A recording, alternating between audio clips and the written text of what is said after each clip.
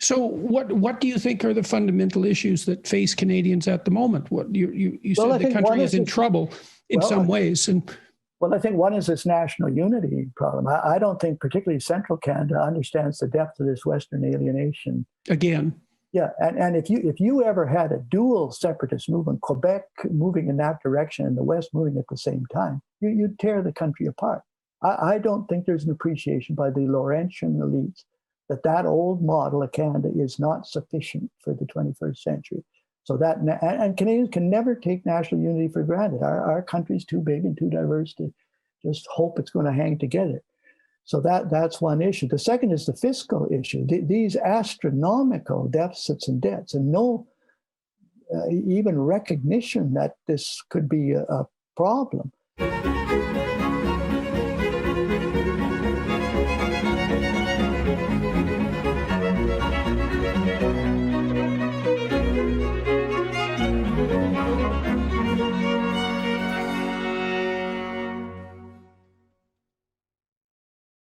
Hello, everyone. I'm pleased to be talking today with Mr. Preston Manning, PCCCAOE. He's the founder of the Manning Foundation for Democratic Education and the Manning Center for Building Democracy, which seek to strengthen the knowledge, skills, principles, and ethical foundations of participants in Canada's political processes. Born in 1942, Preston Manning is the second son of longtime Alberta Premier Ernest C. Manning, who was also a prominent Christian layman and broadcaster.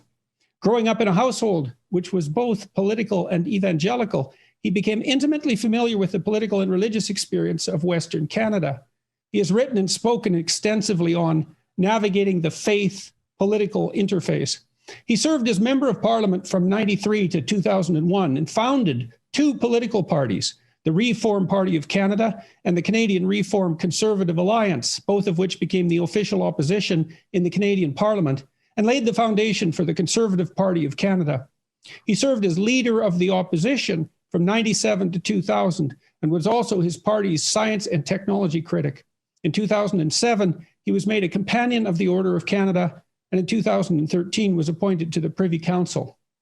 Mr. Manning graduated from the University of Alberta with a BA in economics and provided consulting services to the energy industry for 20 years before entering the political arena.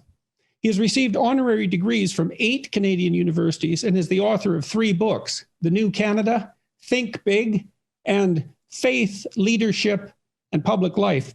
He's currently working on a new book, tentatively entitled Do Something, 365 Ways to Strengthen Democracy and Conservatism in Canada. Mr. Manning and his wife, Sandra, divide their time between Calgary, Alberta, and Vancouver, BC. They have 5 grown children and 12 grandchildren. Mr. Manning, it's really good to see you again. It's been a long time. It is, yeah. Good to see you, Jordan. Great to be with you. Thank you. We met originally. I asked you to come and speak to a group that I had hosted at the University of Toronto for a while, a group of intellectuals, and I was really interested in your experiences founding a political party, because that's a very, very difficult thing to do and to bring it to fruition and to make it successful. And it became the second largest political party in Canada. And so you were kind enough to share that entire experience with us. I remember at that point, there was enough divisiveness in Canada with regards to political issues that one of the attendees at that seminar there's about 30 of them, wouldn't attend. And so that was, not so good, but yeah, it was a very interesting talk. Understandable. Yes. Well, like the party I was involved in, it actually goes back to recognizing there's 2 parts of Canada that have third-party traditions that don't regularly go back and forth between the traditional Conservative Party and the Liberal Party. One is Quebec, which has a whole third-party tradition, the Bloc Québécois, the Parti Québécois, the Ralliement Décrétatiste. It goes back a long way. And then Western Canada has a tradition of producing new political parties, the old Progressive Party, the Farmers' Parties, the Depression parties of the Canadian Commonwealth Federation and the Social Credit Party. And then Reform, which we started, was part of another attempt to advance Western Canadian interest by the creation of a new political party. Probably the lesson out of Reform, I get asked that a long time, what's the biggest lesson? I don't think it's the particular accomplishments of reform in an ideological or policy sense, but it's just the fact that, and I've been a great critic of Canadian democracy. I think Canadian democracy could be improved, but notwithstanding all its flaws, a small group of 5 people who met in a boardroom in Calgary in 1987 and decided we don't like either of the current political options and we're going to do something different, we're able to take the tools that our democracy gives to everybody: freedom of speech, freedom of association, freedom to try to persuade you to vote this way rather than that way. And we're able to create a new political party. We kept broadening it out, coalition building, et cetera, creating that Canadian alliance. And then Stephen Harper and Peter MacKay was the leader of the old Progressive Conservative Party in Canada, took it one more step and actually got to a minority government and then a majority government. The fact that you could still do that under our democratic system and in the 21st century, I think should be encouraging to people. If you don't like what's happening, you can change it. And a small group of people can change it using the tools that democracy gives to everybody. Yeah, so there's a couple of questions there. I mean, it seems to me that maybe Western Canada and Quebec have generated additional political parties, some of them more to the left than the traditional parties, and some of them more to the right, is because perhaps the West and Quebec have had the most uneasy relationship with Confederacy, and so are prone now and then to generate new political forms. So do you think that's a reasonable analysis, or is there something else going on? I think it is. And, Canada is a huge country, the second largest country by landmass in the world, and it has distinctive regional differences and diversity, not just geographic, but demographically and every other way. And so it's not surprising that should be the case. One of the things I point out in my most recent book is actually out now, this Do Something for 365 Ways to Strengthen Canada. I point out to my Quebec friends, and this can often be misunderstood, that in the long run, Quebec is going to have to find an ally somewhere else in Canada than just relying on getting its influence with the federal government. And I have a graph that shows the percentage of French speakers versus English speakers going down, the percentage of Quebec population in relation to total Canadian population going down, Quebec proportion of the GDP in relation to the Canadian GDP going down. And I say, well, what that suggests, and I say this to my Quebec friends, you're going to have to find an ally in somewhere else in the country, not just in Ottawa, to advance your interests. And a place you couldn't find them, and this always surprises them because they think the West is anti-Quebec. I say you could find them in the West because what we want and you want is a more decentralized federation. You want a more decentralized federation for social, cultural, linguistic reasons. The West wants it for economic reasons, but the common ground is a more decentralized federation. Now whether that unholy alliance between Quebec and the West would ever occur, I don't know. When we got to Ottawa, we got to Ottawa in 1993, in the 1993 election, Reform got 52 members, all from Western Canada, except one from Ontario. And Quebec, the Bloc Québécois got 54 members, just 2 members different. Another aside there, we lost 3 seats in Edmonton by 320 votes. If we had got those 3 seats, a Federalist Party would have been the official opposition in the 1993 Parliament instead of a separatist Parliament.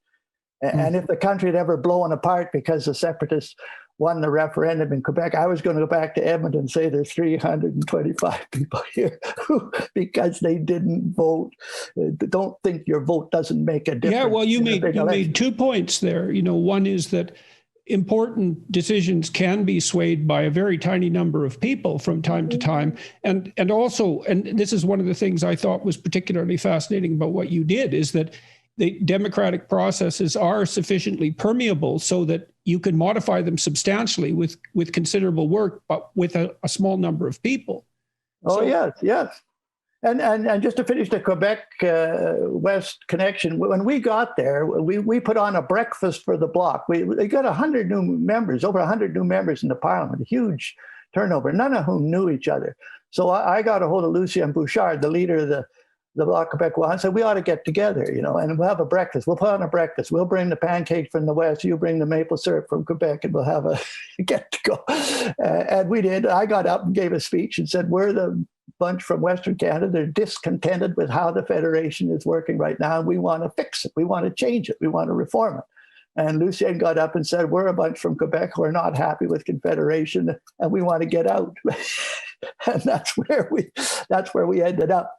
Anyway, that's sort of an aside on but the other dimension of Western Canadian politics, and this is very relevant to some of the subjects you've discussed, is there is no region of North America that has had more experience with populist movements, populist parties, and populist governments than Western Canada.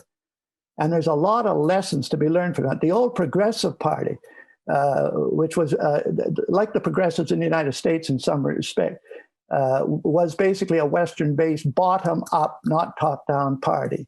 The farmers' parties that governed in Alberta, governed in Manitoba, briefly governed in Ontario, were bottom-up populist parties.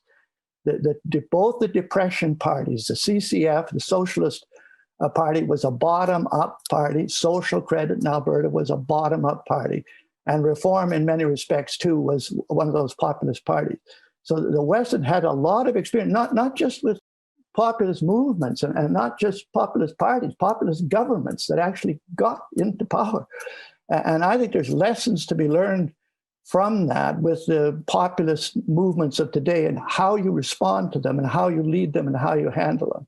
So how would you define a populist movement? And do you think the fact that was able to find expression in the West continually was an advantage or a disadvantage? And I suppose there's two questions there. Well, first of all, I define it as a bottom-up rather than a top-down political movement, with a lot of grassroots support and agitation rather than something coming down from the top. The other way I define it is populist parties and governments are almost always a product of the previous administrations, the administrations that preceded it. I see Trump is the legacy of Obama. Doug Ford is the legacy of Kathleen Wynne in Ontario, because you have an administration, a party before that gets support from a lot of people, usually from the elites, but a lot of other people as well. But it progressively loses contact and support with 50% of the population. And if it does that long enough, it will generate populist movements. So populist movements are very much a product of what was there before, and whether it accepted or alienated large chunks of the population. So is that something that you see as a positive force altogether? Because populism also often gets a bad name. Yeah, well, I'd come at that, again, Western Canada's experience is, populist movements have their wild side and they can have their extreme side and they can be dangerous. But I would argue they also have a positive potential. And just again, take the Western Canadian experience. The first woman elected to the federal parliament was Agnes Campbell MacPhail. How did she get there? She did not get there through the Liberal Party. She did not get there through the Conservative Party. In fact, they bitterly fought her election in every election she contested. She got there through the old Progressive Party, the bottom-up party. The famous five, the so-called famous Alberta Five that got women recognized as persons under Canadian law, 4 out of the 5 of those were members of populist movements and populist governments. So this is an accomplishment, the recognition of women as persons, the achievement of women getting elected to the legislature and the parliament was a populist achievement, not an establishment achievement. And then the Depression parties, the CCF, the Socialist Party, whom I don't agree with, but one of their accomplishments was to get Canadian Medicare. Whether you agree with that or not, most people think that was a progressive development. You can argue about how it's done and what needs to be done in the future. But that came through a bottom-up provincial populist party. And in Alberta, the social credit regime, one of the big worries if you're the government and the party in power in a region that gets an oil boom is the danger of corruption.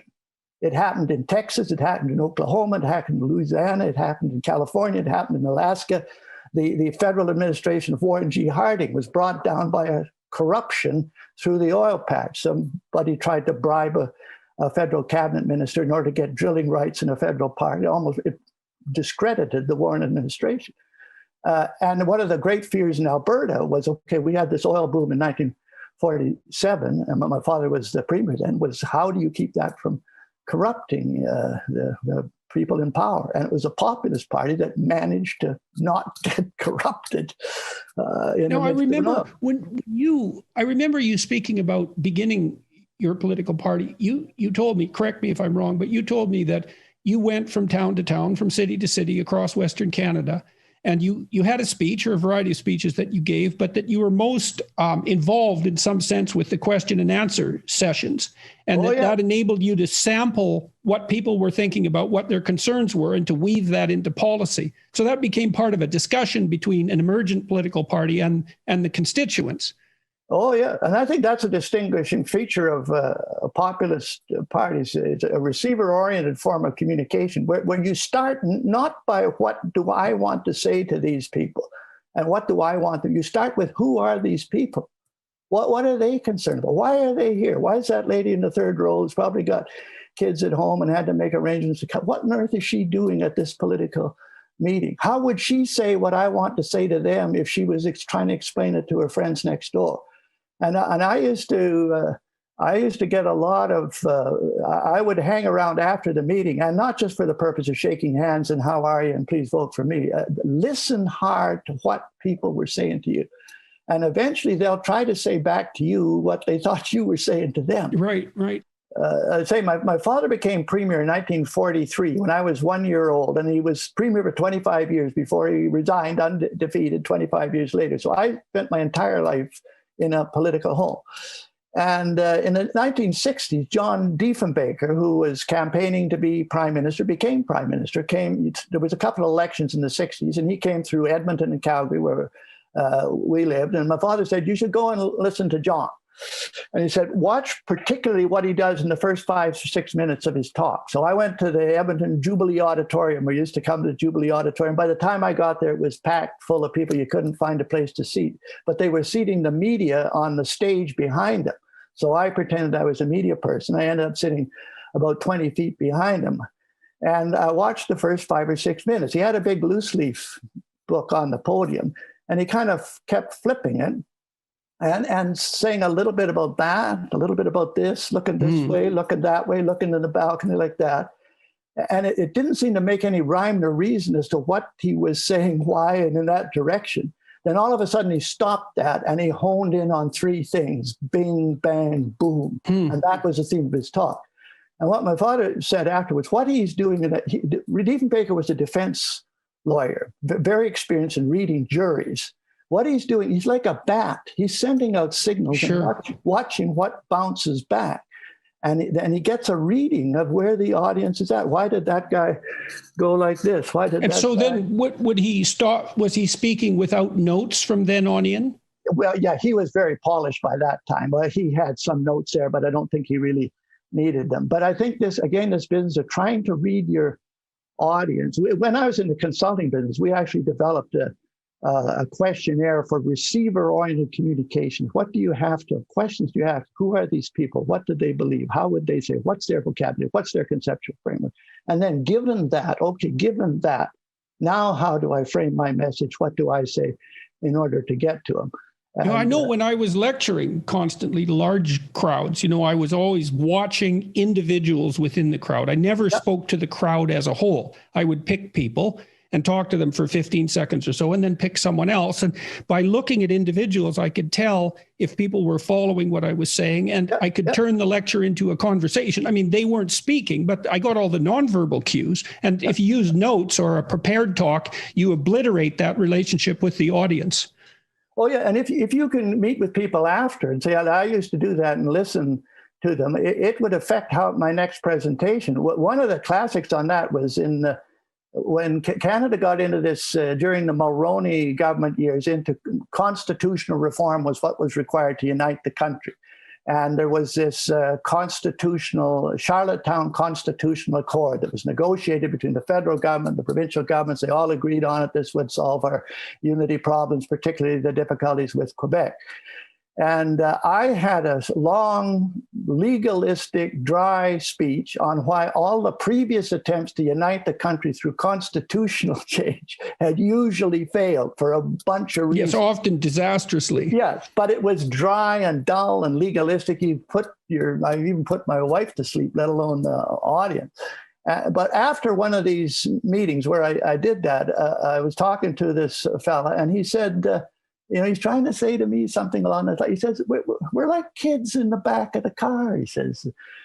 And we're trying to get to this place called national unity. And all we're saying is, are we there yet? Are we there yet? We're kids in the back of the car. We want to get there, but are we there yet? Are we on the right road? Well, so I reframed my whole speech. I said, Pierre Trudeau said national unity was over near New Constitutional Drive, and we let him drive the car, and he's giving people the finger out the window, and René Lévesque's in the back saying he's going to be sick if we don't let him out. And then we let Joe Clark drive the car, but Joe forgot to put gas in it. We didn't go very far. And then now Brian Mulroney says it's over near some lake called Meech Lake, and now he says it's over near Charlottetown. And we're just saying, are we there yet? I could carry the whole 45-minute history of Canada's attempt to get national unity through constitutional change by using a simple analogy suggested to me by a guy after the meeting, trying to say the way he would say to his friends what I was trying to say to him. And I've had that experience. The 2002 federal election. My riding was Calgary Southwest in Calgary. And I used to ride the C train, and I'd start a conversation in the C train because these are my constituents. And then I'd get off and they'd be arguing about something. And so on the day the election was called, this was called by the Chrétien government, there was a sponsorship scandal was floating around. I was sitting beside a fellow, looked like he was a carpenter because he was covered with sawdust and he had a toolkit. And I said to him, have you heard they called a federal election today? He said, yeah, we heard that. And I said, some of the commentators say that scandal, that sponsorship scandal, corruption thing in Quebec is going to be a big issue. Do you know anything about that? Do you care about that? And he didn't answer anything. By now, the ears are perking up in the car. And I thought maybe he's tuning me out. And he says, it's like there's something rotten in the fridge, he said. And we got to decide whether it's just the cheese or the yogurt, or whether we got to clean out the whole damn thing. Well, by golly, that night I had to give a partisan speech, and guess what my analogy was? Simple, easy to understand. It smells like there's something rotten in the fridge, and we got to decide what to do about it. So I was talking to Congressman Dan Crenshaw yesterday about populism in the United States, and he said that his observation was that the dangerous form of populism emerges when leaders tell the audience what they think they want to hear, or there's a form of manipulation going on. But what struck me about what you told me years ago about what you did when you created the Reform Party was that there was a tremendous amount, not so much of telling the audience what they wanted to hear for your purposes, but listening to them so that you could extract out policy that actually addressed people's concerns. Yes. And we used to use the relief well analogy. Okay, I come from Alberta where the oil patch analogies are quite common. And in the oil patch, there's such a thing as a wildcat well that's drilled into a formation where you don't know what's down below. And then there's such a thing as a rogue well that hits a pocket of oil or gas under enormous pressure. It can be very dangerous. It blows the drilling platform off the wellhead. It can catch fire. In 1948, a year after the Leduc discovery, when they still didn't know the extent of the field, there was the Atlantic number 3 blew out south of Edmonton. It released more oil, 10 times the amount of oil than the Exxon Valdez in about 4 days. I mean, these are huge, can be catastrophic. But one of the ways of dealing with a rogue well is you drill in a relief well from the side. And the angle got to be right. If it's too shallow, it won't take off enough pressure. If it's too deep, it can turn into a rogue well. But if it's just right, it can take off enough pressure that they can install valves, bring that very valuable energy under control and for useful purposes. So a particularly useful metaphor for talking to people in Western Canada. Well, you were also dealing with Western separatism at that time, and in some sense trying to cut it off head it off at the pass. Yes. Another Western metaphor. Yeah. Well, and this is what the relief well does. Now, the Reform was a relief well, and you had to tap in to the discontent that was generating this. So you had to identify with it. You had to connect to it. But then instead of saying, let's set fire to something or let's blow the lid off the government in Ottawa, we said, let's make some changes let's use this energy for some constructive purpose. And we developed that slogan, the West wants in, not out, but it wants in on these kind of conditions. And I think that's the way you deal with populism, is you have to identify with what's at the roots, and you have to get close to it. So you sound a little bit like them when you're doing that. And that's what the outside commentators would say, well, you're just another version of them. No, you're identifying with it so that you can channel it into something constructive. For our American friends, I'm a great admirer of Thomas Jefferson and his contributions to the Declaration of Independence, the American Constitution. But in around 1820, and he's an old man by then, he was asked by some colleague, if you were redoing the American Constitution, where would you still vest the ultimate powers of society? And he said this, I would vest the ultimate powers of society in the people themselves. And then anticipating the objection to that, but the people themselves they're not educated enough. They'll go chasing after some wild man. He was saying this when Andrew Jackson was already on the political scene, a wild guy from the South, not a Virginian. He would have been the Trump of his day. And here's Jefferson, the patriarchal guy from Virginia, author of the Constitution.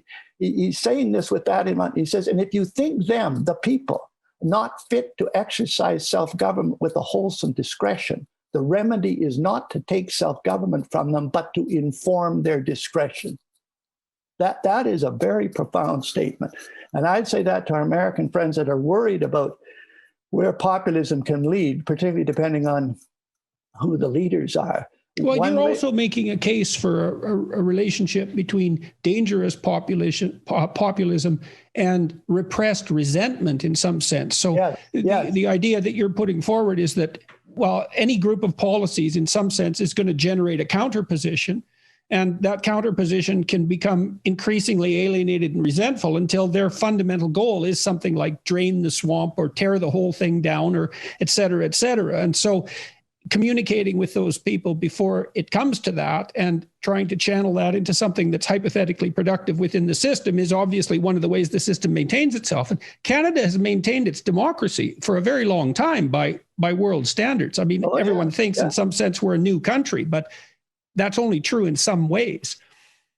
Well, and there's a new wave of Western alienation, like what we faced in the late 1980s and 1993.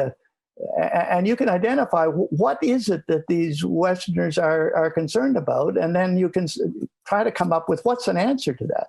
One of the things is just inequality. The West has always been strong on equality. When Western provinces were created, they were not created equal with Ontario and the Atlantic provinces and Quebec. They were denied control of their natural resources, which was retained by the federal government, which became a huge cause of resentment. And finally, they got control of their natural resources in 1930, mainly because of a progressive group in the federal parliament, not federal liberals or conservatives, who allied with the government of Alberta at that time and got a constitutional amendment. But the equality. And right now, the West complains on the equalization formula. Alberta's contributed whatever it is, $500-600 billion into the federal treasury and to the other provinces. Alberta gets into financial trouble and there's nothing coming back. And people say, that's not fair, that's not equal. The whole carbon price, carbon taxing issue, Albertans say, okay, the rationale behind that is you're saying that if the development of a particular type of energy, in this case hydrocarbons, has negative environmental effects, what we should do is identify those negative environmental effects, figure out what has to be done to avoid or mitigate them. And we ought to include the cost of that avoidance or mitigation in the price of the product, either through a tax or through a pricing regime or whatever. Isn't that the rationale? And you can say that to public audiences in Central Canada, Quebec, Atlantic Canada, say, yeah, that's right. Okay, but Westerners say, okay, if you're going to internalize the environmental externalities of production of energy from hydrocarbons, why don't you do it for every other energy source? Sure, the hydro guys don't produce a lot of CO2, except in the amount of concrete that they use. But they have flooded carbon sinks in Canada the size of Lake Ontario. So where's the reservoir tax for those guys if you're going to internalize? The nuclear people don't produce a lot of CO2, but they produce one of the deadliest poisons known to man, on which this country has spent billions trying to figure out what do you do with it afterwards. So where's the radiation tax for those guys? Let's treat every. So why do you think that inequality of internalizing externalized costs exists? Because it is peculiar. If it was driven purely by environmental concerns, I mean, you might say it's hyper concern over carbon per se, but that doesn't account for not paying attention to the externalized cost of hydro. One of the reasons, and maybe I'm being a little political here, it's one thing to penalize the population of Alberta through a carbon tax. It's another thing to establish a reservoir tax for Quebec hydro. Politically, if you were the federal government, now that would be a big challenge. Yeah, well, and it's also, hydro has got a reputation, like a low resolution reputation for being clean, whereas Alberta suffers from this, it's tarred and feathers, so to speak, with the oil sands. And so that's a very difficult battle to fight. I mean, the Keystone cancellation seemed to be a reflection of that.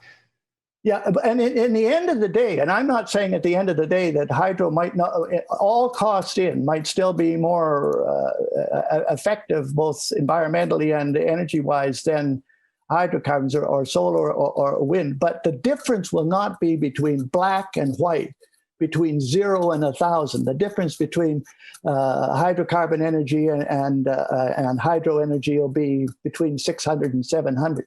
And eventually this is going to catch up. I raise this with economists. I say, how can you argue about the merit of internalizing the negative environmental consequences of one form of energy and not, to be consistent, argue for it for every other form of energy? And they say, yeah, that's right. But I don't want to lead that crusade. Sooner or later it'll happen. And these consumers that have been told that this form of energy is cheaper and better environment are going to find out it's not quite what they've been told. But we got onto this, basically, this is this Western passion for equality, and you can apply it in that area to the equalization. Well, and also the Western dependence, especially in Alberta, but also Saskatchewan to some degree, dependence on the oil patch and for its whole economic function. Yeah. And then this freedom, like a lot of the people that populated the West came there for freedom from either tradition or for authoritarian regimes and that sort of thing. There's freedom. And that's a big thing with a lot of Westerns, including a lot of the new Canadians, not just the old pioneers, but so they attach a lot of importance to those freedoms that are in the Charter of Rights and Freedoms, which in their view existed long before the Charter: freedom of speech, freedom of association, freedom of belief, freedom of religion, freedom of the press. They have always believed in free trade, freedom of trade, and opposed tariffs and protective measures. They want to see domestic free trade. They say, how come we can negotiate a free trade agreement with the United States and we have these barriers between trade, between provinces? Want freedom of trade, freedom of choice in social services. Why do we just have to have a semi-monopolistic position in the health sector, in the education sector, in the social services sector? Why can't we have a mixed system, public, private, charitable, and we get freedom to choose where we get our social services? There's freedom. And anything that restricts that, including even the current restrictions due to COVID, rub people the wrong way.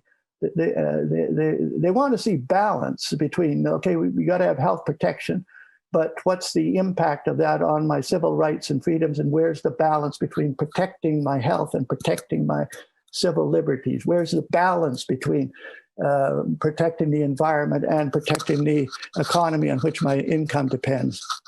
These are all, and I think if Canada gets into a federal election, which it's predicted it will fairly soon, a lot of these political party people, no matter what party, conservatives, liberal, green, socialist, whatever, when they knock on the door, increasing number of people are saying, I want to know where you and your party stand on equalization. I want to know where you stand on freedom of civil liberties when they're threatened by whatever. I want to know whether you believe in economic impact assessments of environmental measures not just environmental impact assessments of economic measures. I want to know where you stand on domestic free trade. And if you can answer those questions, which are fueling this bottom-up discontent, you can channel it into a constructive result. If you have no answer to it, or you ignore them, or you don't know what they're talking about, to listen to Justin Trudeau's speeches, you wouldn't get the idea, the faintest idea that this is out there and it needs to be answered. You're going to see more of this Western alienation. And in fact, one question I have for you, Jordan, given your professional background, like, are there psychological roots to when a portion of the population is alienated, feels alienated, left out? I have an email from a young guy, just a young guy, saying, I don't feel at home in my own country, and I'm leaving. He didn't even know where he's going, but I'm not staying here. I don't feel at home. Is there a psychological dimension to alienation? And is there a prescription for how you deal with it other than what the person says is alienating? Well, it's a good thing for us to discuss, because it does seem to me, although I wouldn't say it's precisely psychological, I think it might have more to do with education. Like, it seems to me that most young people, and perhaps most citizens of Canada, and this might go for other democracies as well, believe that there is very little they can do about the state of affairs within traditional political systems. And my experience with traditional political systems hasn't been that that's the case. They're generally screaming out for people to participate and desperate for it. So that's true at the party level. It's true at virtually every level. And so it's not like the institutions are particularly opaque. I mean, you can't just suddenly become prime minister, obviously, but there's plenty of room for participation in the political process. And it isn't clear to me that our citizens really know that or believe it. Yeah, well, that's why I try to tell people that reform story, whether you agree with what reform was trying to achieve, the fact that a small number of people could start something that ended up ultimately with all kinds of changes and zigzags and reversals and forward moves forming a government. This not only happened in the West. In Lester Pearson's day, when he was prime minister, there was a meeting of 3 or 4 guys in Montreal: Pierre Elliott Trudeau, Gerard Pelletier, Jean Marchand, and with the blessing of Pearson, they decided, we're going to make the Liberal Party an instrument to advance Quebec's interests. Just 3 guys. They called them the 3 wise men from the West or the East. And by golly, they did it. So maybe if more Canadians knew our story, that our system does lend itself to change if you'll get involved. But one of the things I advocate in this book of mine, well, I'm jumping all over the place, but I've heard hundreds and hundreds of political speeches over the years, and a lot of them, including many of my own, deserve to be forgotten. But one that sticks in my mind comes way back when I first ran for Parliament in the 60s in Edmonton East, which was a multicultural riding, long before Toronto discovered the virtues of multiculturalism. And I was invited to a meeting of the Latvian Society to celebrate their brief period of independence between the wars. And they had a speaker there. I think her name was Dr. Anna Radovics.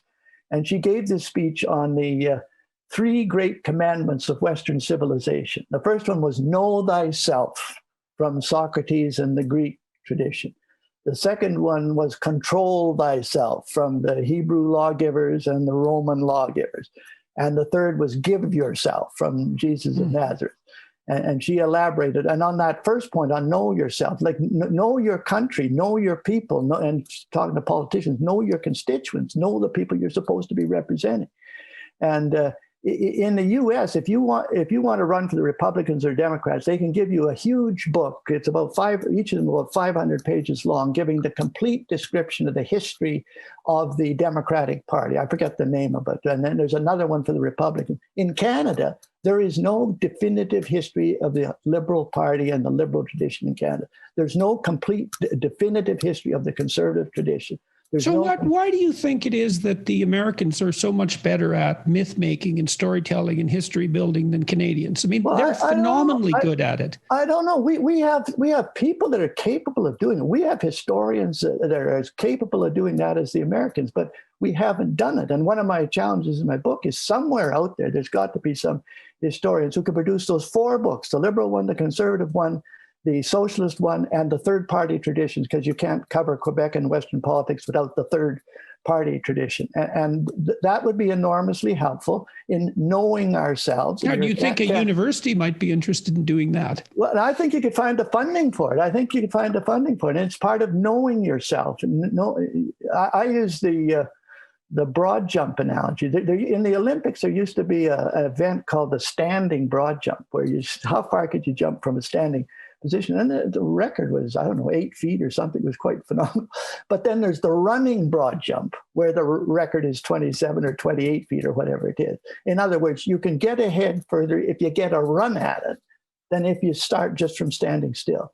And I say that to people wanting to get into political office. There's a whole history behind all of this. Get a run at it by knowing the background, the history, and so forth, and you'll get further than thinking politics just started the day you've discovered it and you do it from a standing start.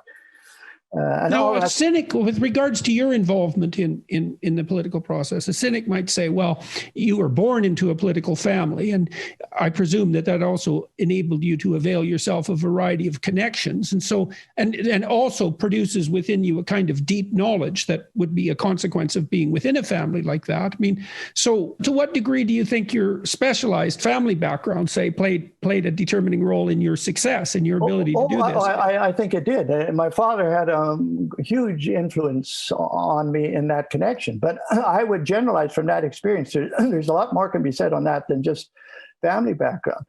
You mentioned in my biography, we have 12 grandchildren. We actually have 13 now. And a number of them are boys who play hockey, and a couple of them at very high level. So my wife and I have been to an infinite number of hockey games, kids' games. And when they're about 11 or 12, you go to the arena at 7 o'clock in the morning, 6:30 in the morning. There's nobody there except the parents and the players. But if you look on the back row, of that arena, there's a couple of guys with clipboards. Who are those guys? They're scouts. They're scouts, some of them with NHL connections, scouting 11 and 12-year-olds, trying to find somebody that maybe has the talent to play the national game at the national level. Now, where's the political equivalent of that? If we want to improve the quality of democracy, or the quality of your political party, in my case, the Conservative Party, where's the scouts that are out there trying to find people, not the day before they want to run for office, 10 years before, so that you can give them some experience, give them some of the training that I got at home, but other people can get through training programs. And I use this, another analogy, the political watering hole analogy. Think of our House of Commons or the provincial legislature as a watering hole in the middle of the political jungle, to which thirsty political animals gravitate. There are only certain paths that get to the watering hole. One of them is the family path. You had a family that was interested and involved in politics, and so you can come to that. That's only one path. I came by that path. Justin Trudeau came by that path. There's a lot of people come by that path. But there's other paths. There's the constituency path. You join a political party. You work in the constituency association. You become the vice president. You become the president. The member of parliament decides to retire. And you say, I could do that. And so you get to Parliament or the legislature through the constituency path. Chris Warkentin, a member from Peace River, I think isn't Fairview in Peace River, your hometown? Chris was the head of his constituency association when he was 19 years of age. And Charlie Penson was the member of Parliament, and Chris found out what it was all about. And Chris ended up, when Charlie retired, becoming the member of Parliament. There's the civil service route. Mackenzie King was a civil servant who observed a lot of cabinet ministers, and that's, I can do what they're doing better than they're doing. Lester Pearson was a civil servant. He got to the watering hole through the civil service routes. There's an advocacy group. And if you would trace these paths, there's 6 or 7 of them to the watering hole. If you can catch the thirsty political animal way upstream, if he's 100 yards from the watering hole, he can smell the water, she can smell the water. I got there this far, I don't need any help, I don't need any training. But if you catch them through your recruitment and scouting system, if you catch them upstream, then you can provide the training and the background so that when they arrive there, they are better qualified to be a small d Democrat or to be a liberal or a conservative or whatever party affiliation than if there was no training or preparation until they were within 100 yards of the watering hole. I don't know if that analogy holds. And when I got out of Parliament, or Sandra says I sound like I was in the penitentiary, but I left the Parliament. One of the last things I did, I interviewed the Speaker and the Clerk of the House of Commons and each of the provincial legislatures and a couple of the territorial ones.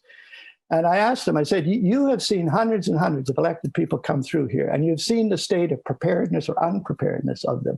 If you could prescribe courses to be given to those people so that they enter prepared. This is what Cicero wrote in his diary. You want to get in the Roman Senate, intrate parati, enter prepared. The guy took 10 years preparation. He was an ambitious son of a gun. And so they gave me this list. It's in my Do Something book of about 30 different things, all the way from protocol to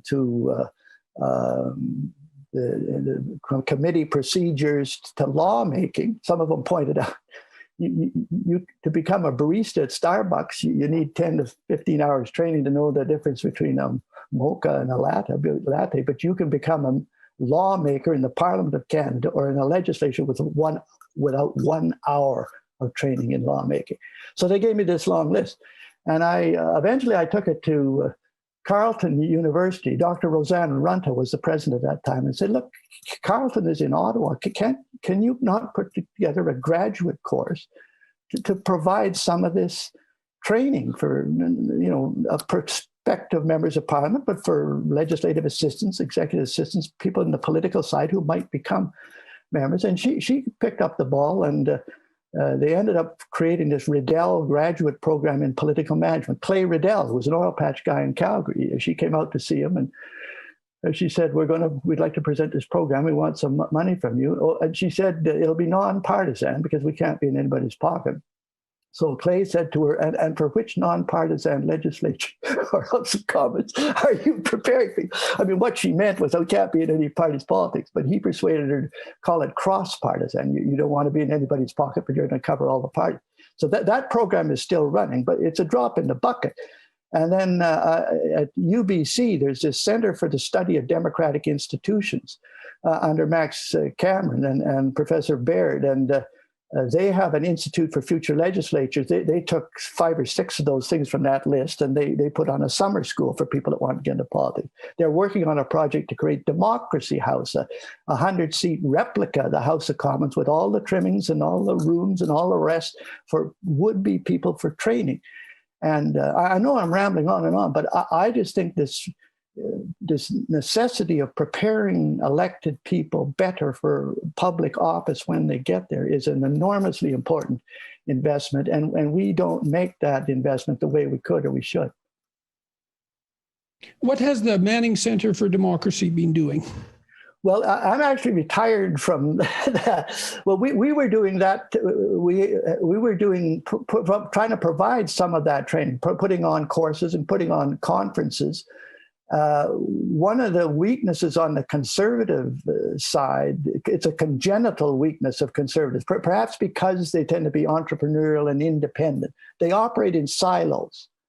The conservative think tanks do not do a lot together. They're a little bit afraid of losing donors to the other think tank. The advocacy groups, they don't do a lot together. And sometimes they'll plan advocacy campaigns almost on the same time period in the same place when it ought to be coordinated. So we put on these conferences and these networking events to try to get the different components of the conservative movement to at least know what each other do. The provincial political parties do very little in cooperation with each other and very little in cooperation with the federal party. So networking and conferencing, but not just conferencing for the sake of talking, conferencing for the sake of building relationships was one of our big objectives. And when I retired, and just a year ago, we handed that function off to another group that's always been sympathetic to us called the Canada Strong and Free Network. It's headed up by Troy Lanigan, who was a longtime president of the Canadian Taxpayers Federation. And Troy's carrying on that same function that the Manning Center did, the conferencing and the networking function that's on the conservative side.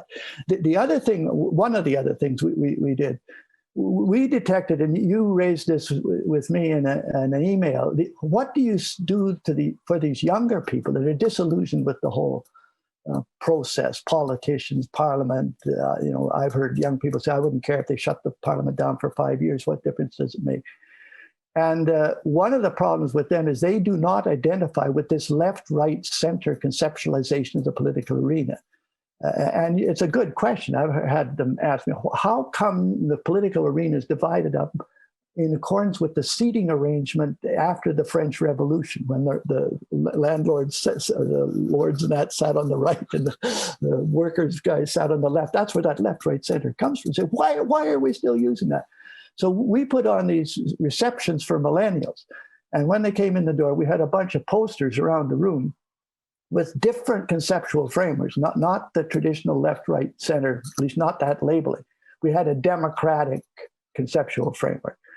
Do you favor consultation with large numbers of people on public decisions and giving them a role in decision making? Or do you favor more expert opinion and small group deciding what's best and communicating? Where are you on that axis? We give them stickers, put yourself on that axis. We had an environmental axis. Do you think environmental protection should be done essentially by government regulation, taxation, government initiatives? Or do you think there's a role for market mechanisms and entrepreneurial? In a way, this has got a left-right dimension to it, but it's not quite as obvious and not stated in those terms.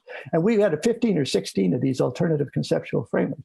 And interestingly enough, they were a lot more interested in discussing and debating and placing themselves in that conceptual framework than if we had just had the old left, right, center, when they say, well, like, I'm sort of a little bit on the left on the social, I'm a little bit on the right on economic, and, I guess I'm in the center. And it's a very uninspiring discussion.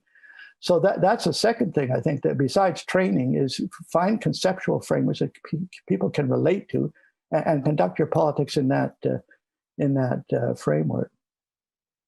On the communication side of that too, I keep coming back to communications because modern politics is so much communications. This asking this question, out of whose mouth would this message be most credible? And this is a hard thing for politicians to ask, because often your communications guy will say, not yours.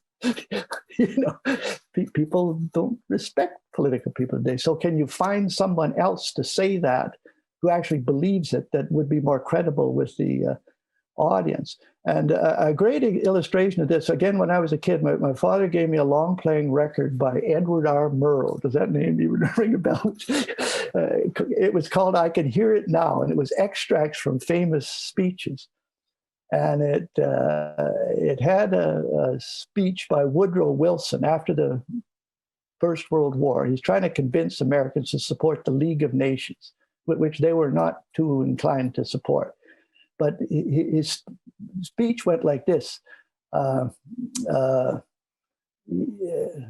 Mothers who have lost their sons in France have come to me and have taken my hand and said, God bless you, Mr. President. I advised the Congress of the United States to create the situation that led to the deaths of their sons. My fellow citizens, would they pray God to bless me? Because they believed that their boys died for something which vastly transcended the immediate objects of the war. They believed. Now, what he's saying is what he believes, but he's put it in the mouths of mothers who had lost their sons in France. If you can't actually get someone else to say what you want to say that is more credible, at least you could do it through that transference message in a speech.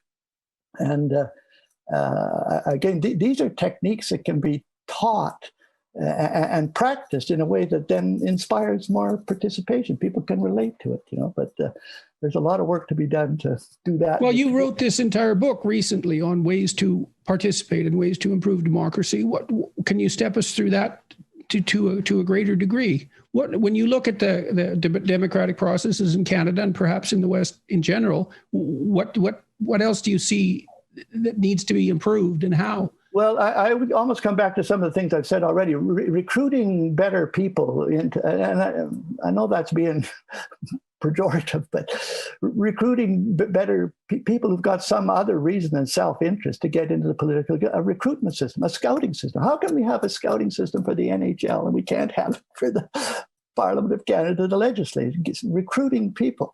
And you have to deal with their objections. I've been involved in candidate recruitment my entire life. And the biggest single reason given now for not being involved is very good people, competent people make a contribution, say, I will not subject myself and my family to the abuse that I'm going to get, particularly through the media and the social media. So you have to address those types of questions. And then I say, okay, you got recruitment, then training, preparation.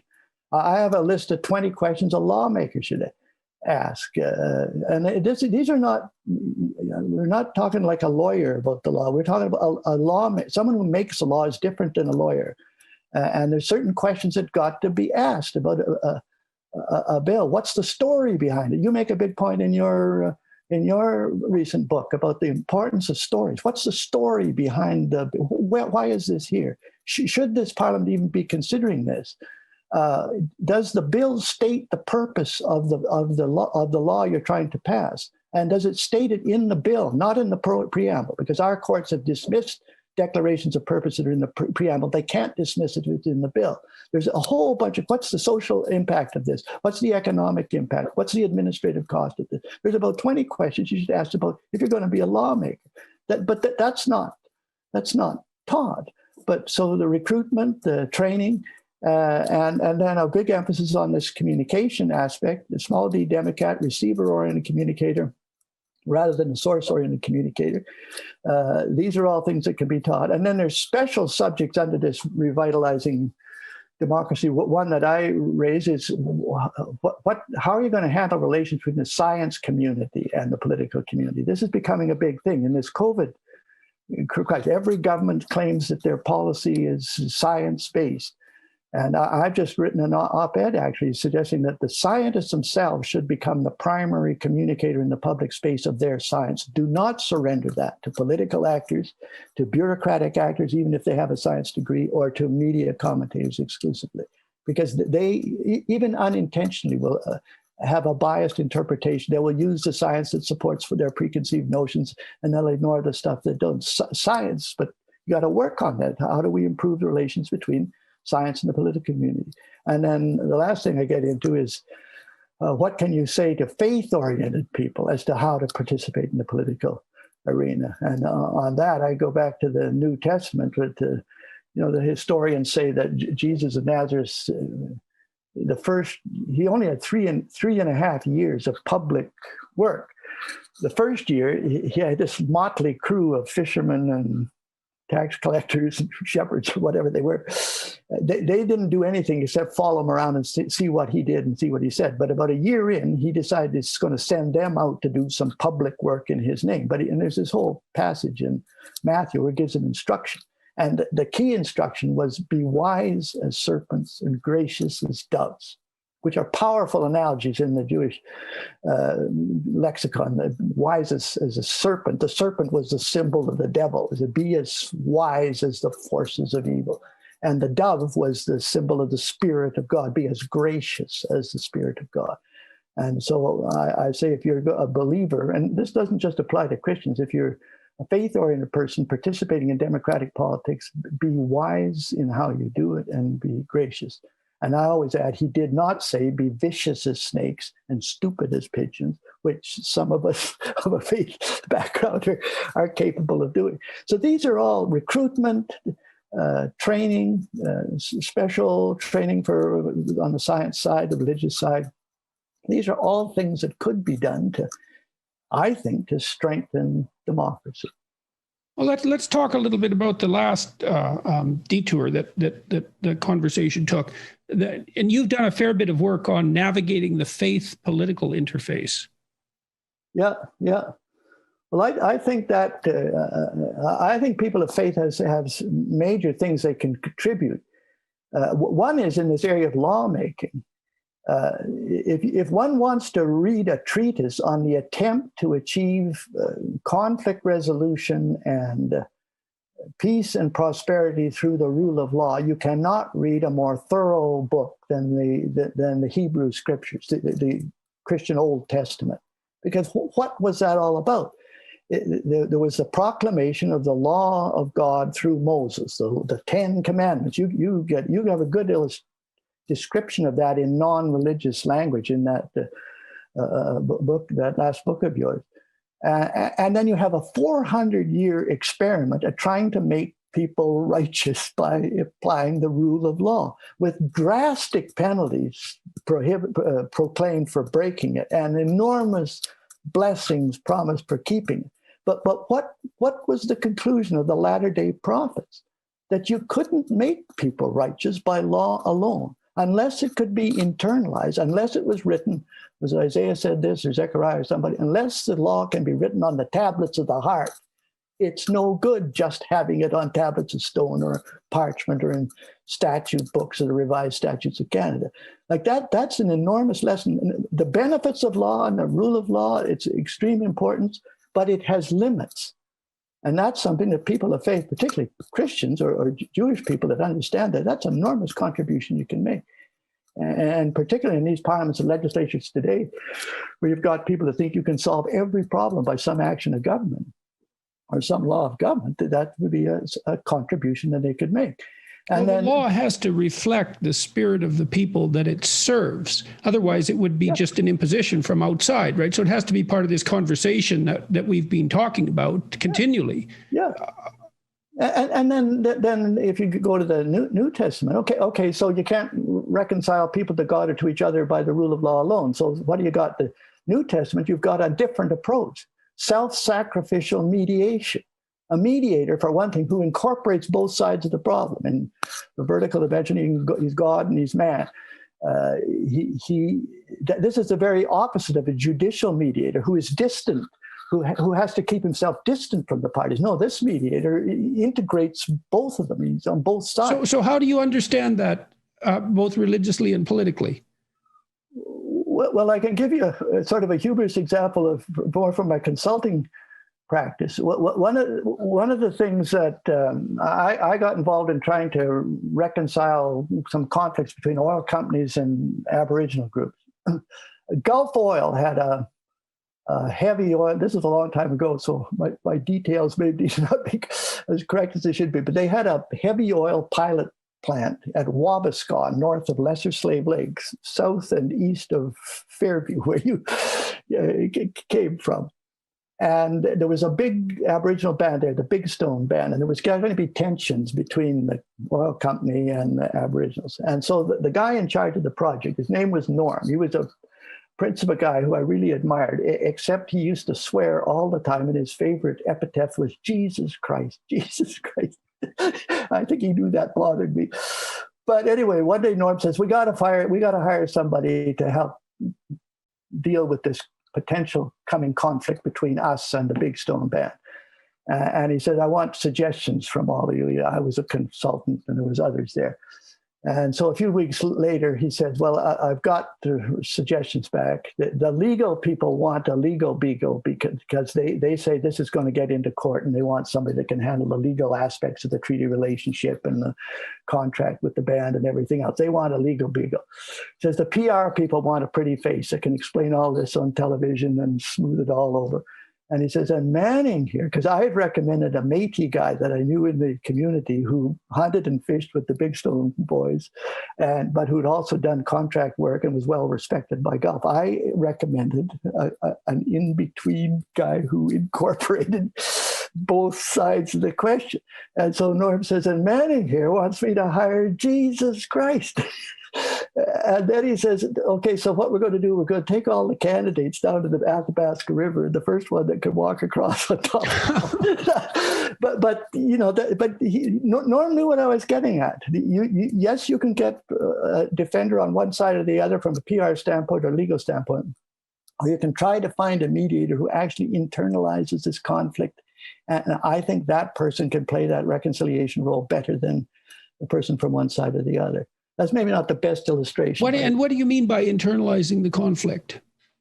Well, in effect, the example of Jesus of Nazareth, like he took upon himself the sins of the people and sacrificed himself in order to satisfy the demands of the other party. And I think in this third party reconciliation, maybe by a mediator, and the difficulty in it is that the mediator pays the price of the reconciliation, or pays a big portion of the price of the reconciliation. He'll be misunderstood by both sides, and they'll both come after him. And maybe that's why it's not such a attractive profession. But I think that's what practicing what Jesus of Nazareth was talking about, is self-sacrificial mediation. Can you sacrifice your own interests in order to bring these two parties together? And that's in the name of a higher virtue, in the name of peace or something like that. Yeah, of ending the conflict. Yeah, in that book, I also get into issue campaigns. I'm a great believer in issue campaigns. When we talk about training people for political involvement, one is through formal training and courses and everything else. The other is in participating in an issue campaign, like Reform. The year before Reform elected its 52 members to the Canadian Parliament, that 1993, there was this referendum campaign on the Charlottetown Constitutional Accord, where this constitutional accord was put together and Canadians were to vote on yes or no, do you want this? And so there's a referendum campaign. So now we got all involved in that, and because it involves all the same things as an election campaign virtually. You got to give speeches, you got to prepare material, you got to knock on doors, you got to distribute material, you got to handle criticism and opposition. It's almost the same as an election campaign. And that for us was a training ground for the 1993 election. We trained constituency workers, we trained candidates, we trained spokespersons by participating in that issue campaign. And coming back to the faith political influence, if one wants to study issue campaigns, the classic issue campaign in the British parliamentary tradition is Wilberforce's anti-slavery campaign. It is an absolute classic. Every mistake that could be made was made. Every innovation in trying to win a campaign was made in that case. And it was very much motivated by people with a Christian perspective. So it's very instructive to faith-oriented people. Even the way Wilberforce introduced the first motion in the British House of Commons that it considered this issue. Like the moralists at that time, like the moralists today, they wanted him to ride into the House of Commons on a white charger and just denounce slavery as an abomination from hell, and anybody connected with it ought to have their head chopped off. That's what the moralists want to do.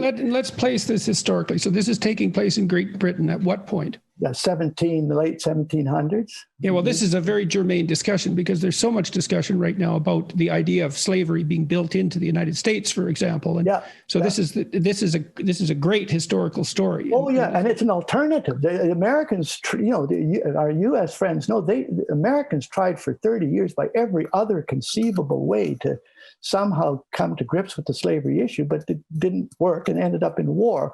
Where in Britain they managed to do this. And while Wilberforce was told and tempted to ride into the White House, the Parliament on a white horse, so he was supposed to be like wielding the sword of moral righteousness as a member of Parliament, shining exemplar or something like that. But his friend Pitt, William Pitt the Younger, was the prime minister then. The guy became prime minister at age 24, 26. Right. And Pitt was his friend. And Pitt, I think, don't know if I can prove this from the records, but I think Pitt told him, you do that, and that this issue will not be discussed in this House for another 20 years. You take that up, you'll offend. So why was he able to say that? Why did he know that wouldn't work, do you think? Because of offending everyone around the... Yes, well, there were so many British economic interests tied to slavery that if you come in crusading like that, you're not going to get anywhere, particularly in the House of Lords, which was even more prominent then than the House of Commons. So Wilberforce... So was the danger there the exhibition of moral superiority, do you think? I think it was a threat to economic interests that would just shut it down. But Wilberforce responded by this resolution, and you can read it. I've got it in my book somewhere. That this House give consideration to the circumstances surrounding the slave trade. He didn't even go to slavery itself. He went to the slave trade, something less, and that the House give consideration to the circumstances. And you can see his moral compatriots saying, "What a mealy-mouthed resolution is that?" But he got it passed. He got it passed. The House said, I don't like this stuff, but I guess it can't do any harm. And that incremental way, and then, of course, that was a 50-year campaign. But in the end of the day, 850,000 enslaved people throughout the British Empire were declared free. And it's a classic case in the issue campaign with a very moral dimension to it. Right. Well, and you prefaced that story with the idea of the mediator who takes the battle inside himself in some sense. And so how do you see that playing out in the case of Wilberforce? You're the claim, and this is obviously not a claim that's limited to you, that it was Wilberforce's Christianity that influenced his opposition to slavery. And how do you understand that opposition as well and its relationship with Christianity? Well, I think the opposition to this, I think, was kind of mainly from economic interest, and then from political people who said, if I'm on that side, I'm going to lose my seat the next time around. So you had that motivation. But Wilberforce took an enormous amount of abuse for all this.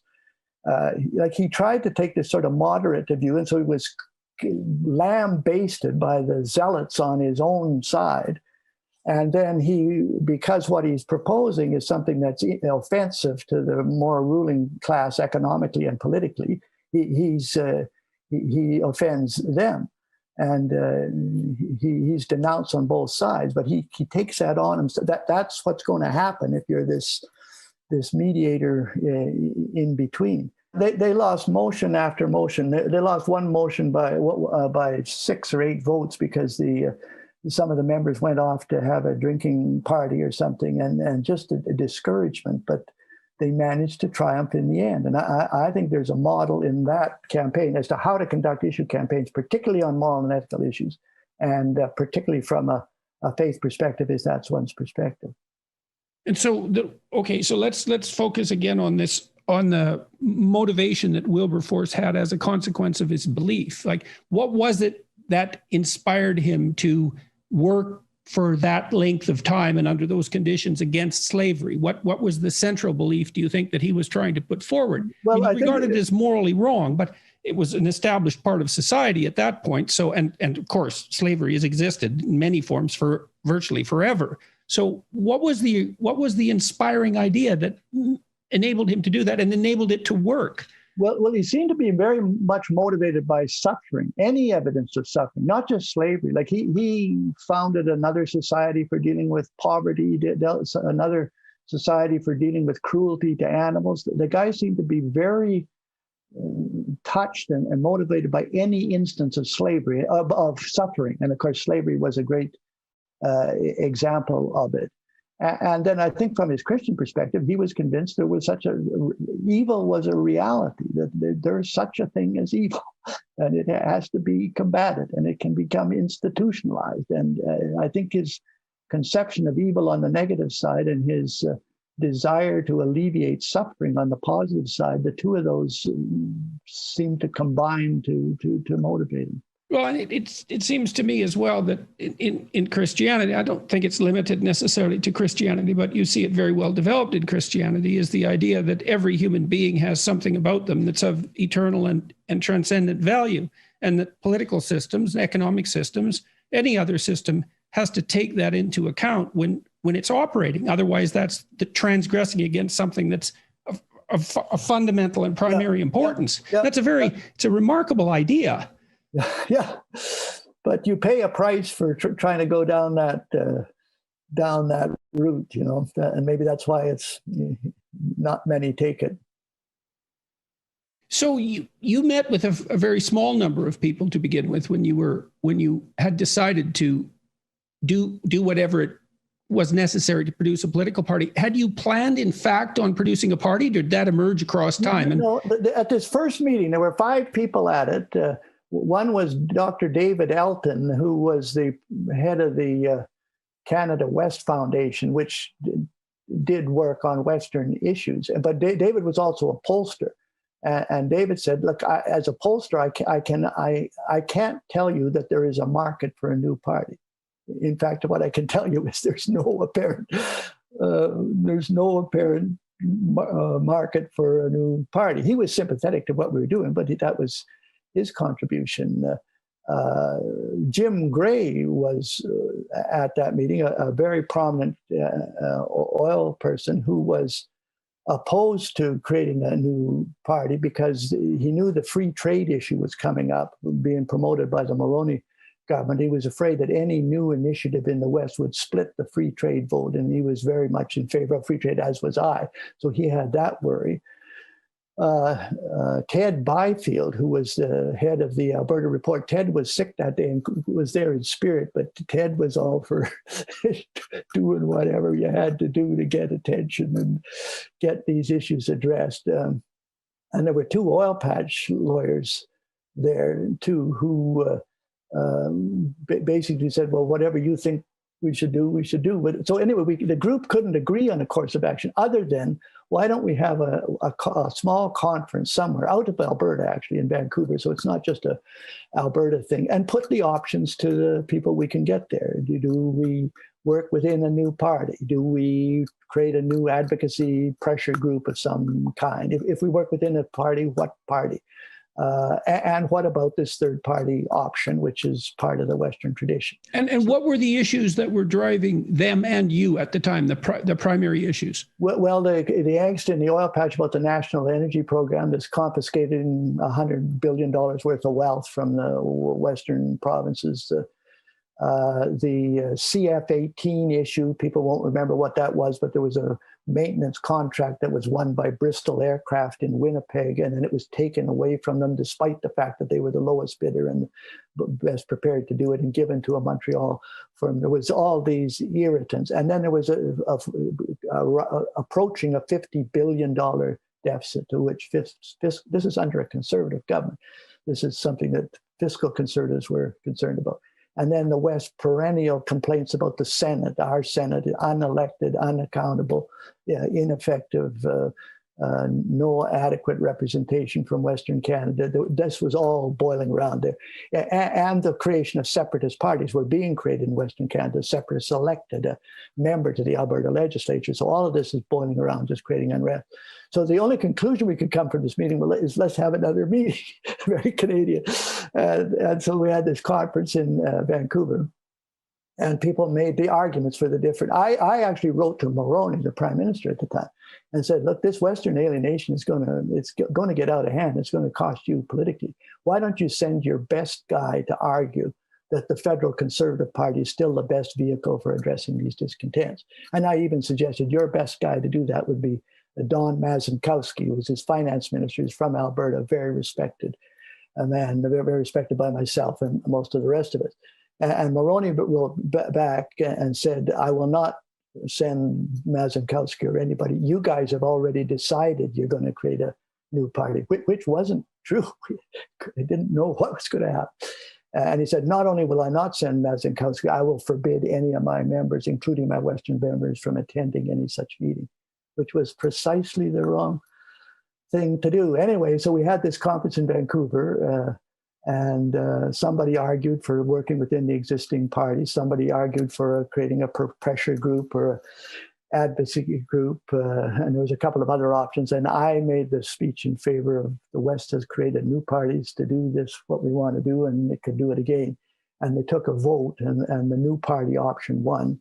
And they passed a resolution to have a founding convention in Winnipeg short time after, and that's how it got off the ground. So what made you convinced that there was enough discontent, say, in the West, that this was the right time to act? Well, because I've been waiting around for 20 years watching all this, and I used a consulting firm to chase political issues and keep track of things, do polling and everything else.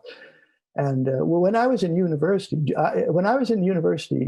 I started out in physics, and then I couldn't handle the math, so I went into economics, where you can make the math work by changing the assumptions. But the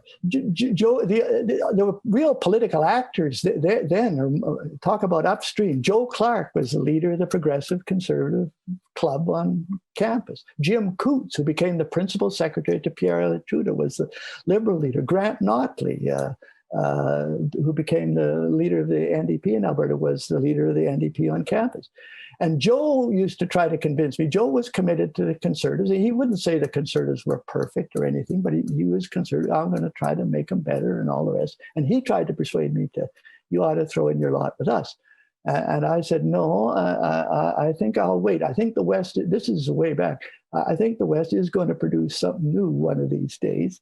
And I think I'll wait around for that. Now, it took 20 years for that to happen, but I kind of had that feeling, and partly from my study of the Western political tradition and our own family's tradition. My father was part of the last wave, the Depression Party, creation of political parties. So I just had this feeling that the West was going to produce a new party, and then by the late 1980s, it was the time, it was ripe. Now, a thought that derives from this, it's hard to, reform was conceptualized as being right-wing, but there were polls taken on Canadians of, are you right-wing or left-wing? And they're taken today. Only maybe 13 to 15% ever say that they're right-wing, and only 12% say they're left-wing in any kind of extreme sense. They all say they're moderate. Why did the Canadian cross the road to get to the middle? So, and reform, I mean, while it was conservative, it was advocating change, which is often seen as incompatible with conservatism. We wanted to balance the budget, which was different than what had been done. We wanted to reform the Senate. We wanted freer votes in the Parliament. These were all political innovations that were hardly conservative in a sort of a traditional sense. But since then, I keep thinking on how can you strengthen the conservative positions, conservative contributions to a better Canada and a better democracy. And there's a more up-to-date list on that. One of the things I think conservatives have to do is distinguish between the Conservative Party and the conservative movement. I use in the book, I use this triangle saying the party's at the top. It's the one that gets elected to the legislature in the Parliament. But underneath it are the think tanks and generators of intellectual capital. The political parties generate very little intellectual capital themselves. They got no time, they got no inclination. Somebody else has to do it. Well, the conservative think tanks can do that, but they got to be more vigorous and better funded, etc. There's an advocacy group. The party can only crusade on certain things, but there's advocacy groups that can crusade on, if you want to get a mixed public and private healthcare system, somebody else got a crusade on that. The parties will pick it up if it gets enough public support. So there's all this infrastructure underneath, think tanks, advocacy groups, communicators, fundraisers, recruiters, trainers, and all that. And I argue that the stronger that movement is, the better the party will perform. And so a lot of my subsequent work has been on trying to strengthen the movement. Another concept that we introduce is this political realignment, that from time to time, conservatives have to fundamentally shift in some way. And that this is not incompatible with being conservative. Edmund Burke used to talk about this. I mean, he's considered arch conservative theorist in many respects, but he said conservatism and change have to coexist, because the conditions change. Mm-hmm. And so in order to conserve the principle, you have to change. And I used to illustrate this. I did this community development work in north central Alberta. And on an old road east of Slave Lake, there used to be a sign, a great big heavy post with a crossboard on it, with one word on it, Sawridge, and an arrow pointing west. It was pointing towards the town of Sawridge. And that sign never changed its message. It never changed its direction, never changed its position, no matter how the wind blew or how much snow.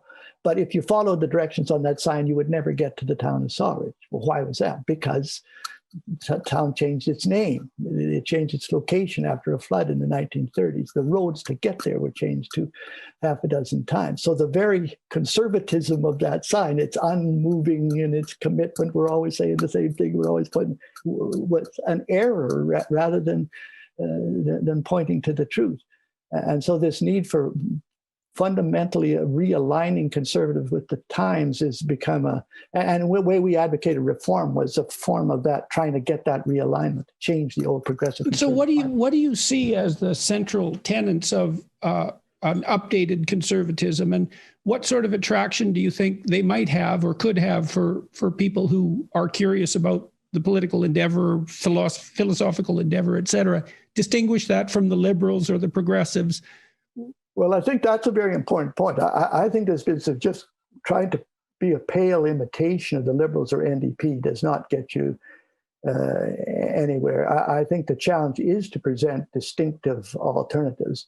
And the areas I think the conservatives in the U.S. are struggling with that at the moment too, especially the moderate conservatives. The people who occupy that huge majority that you described that are not committed to the left or the right. There's a number of things going to be done. One is, I know this is getting repetitive. One is to harness some of these populist forces rather than oppose them or distance them from them. And if you want an example of that, Boris Johnson in Britain, the Conservative Party has internalized that Brexit philosophy, which is a bottom-up populist thing. Instead of opposing it, they've become the champion of it. So figure out what some of these roots of the current populism, particularly in the West, is Western alienation, and address it rather than distance yourself from it or say, we don't want to deal with that. That's one thing that can be done.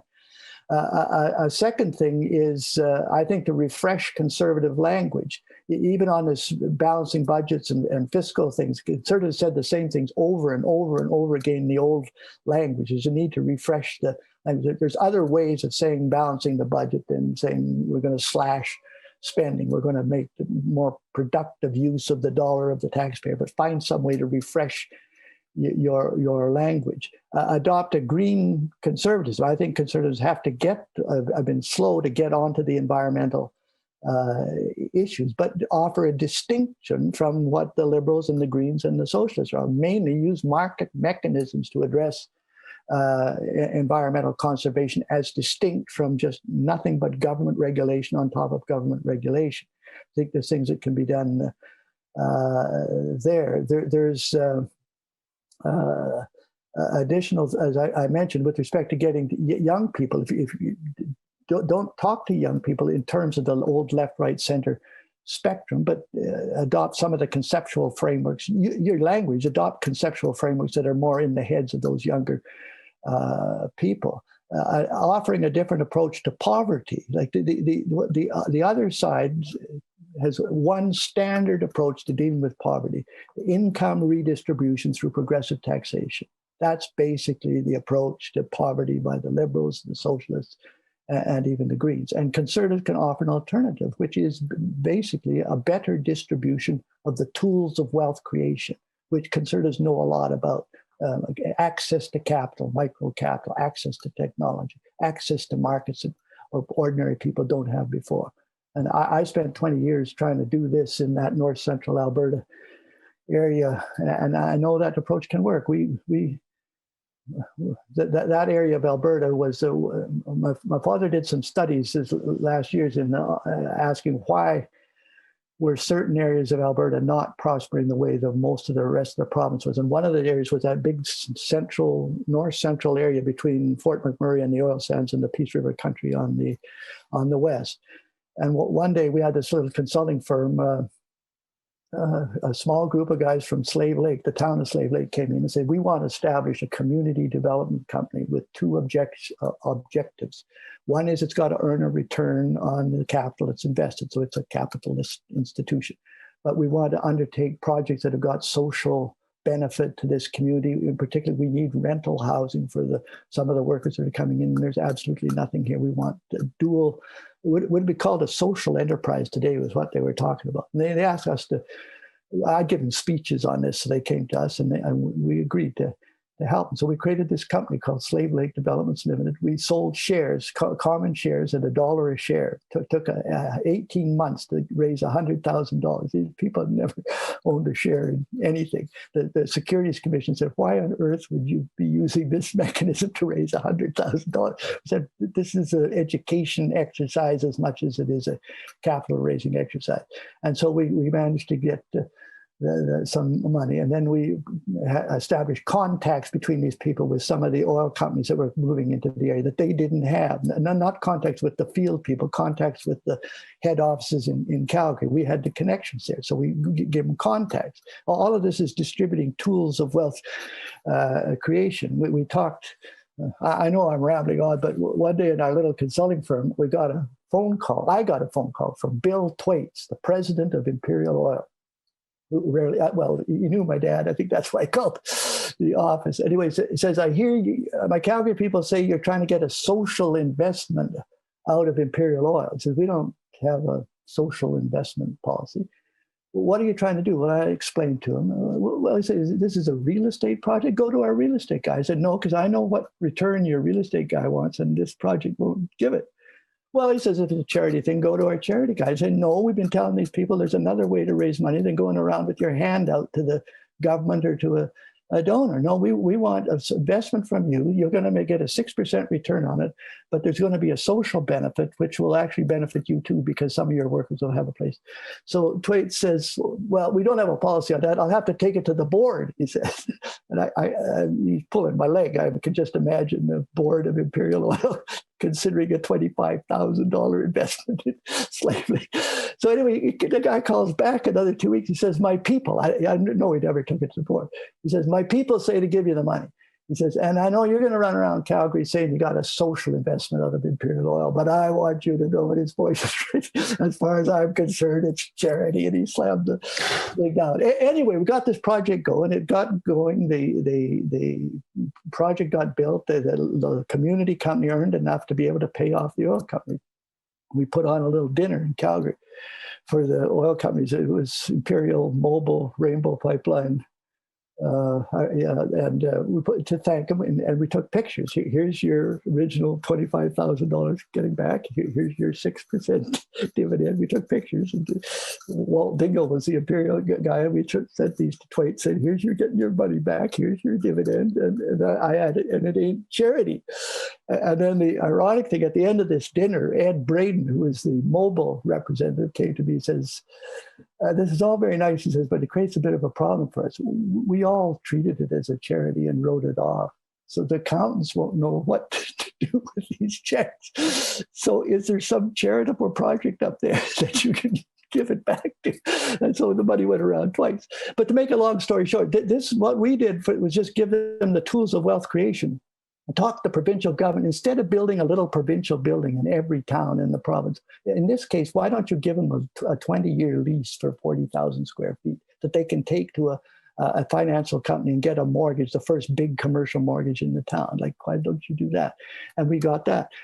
And anyway, I was president of the company for a number of years to get it off the ground. And I had to leave when we got into the political business, and they ended up getting professional management, and they branched out from Slave Lake. They didn't want all their eggs in one basket. They got a whole bunch of projects. 45 years later, whatever, they still had these basic shareholders. Nobody could own more than 10% of the company. They had these 300 local shareholders.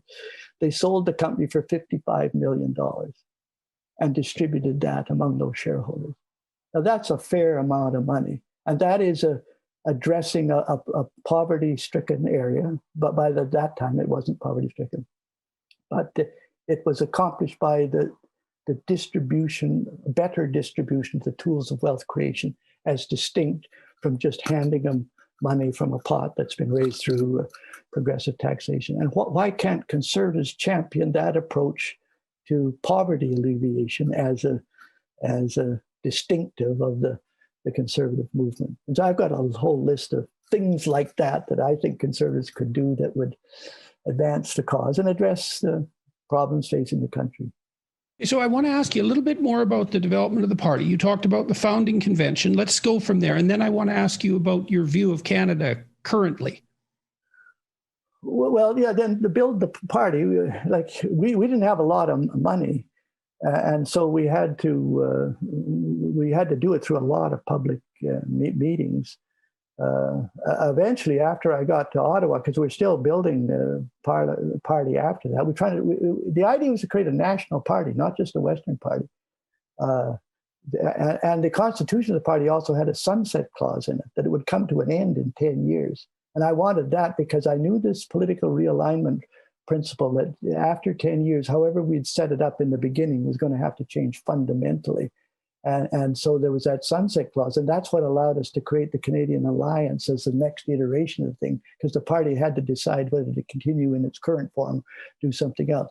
But by the time we got to Ottawa, we're still trying to promote it as a national party. My schedule was 50 days a year at home in Calgary, 100 days a year in Ottawa, and 200 days on the road for year after year after year.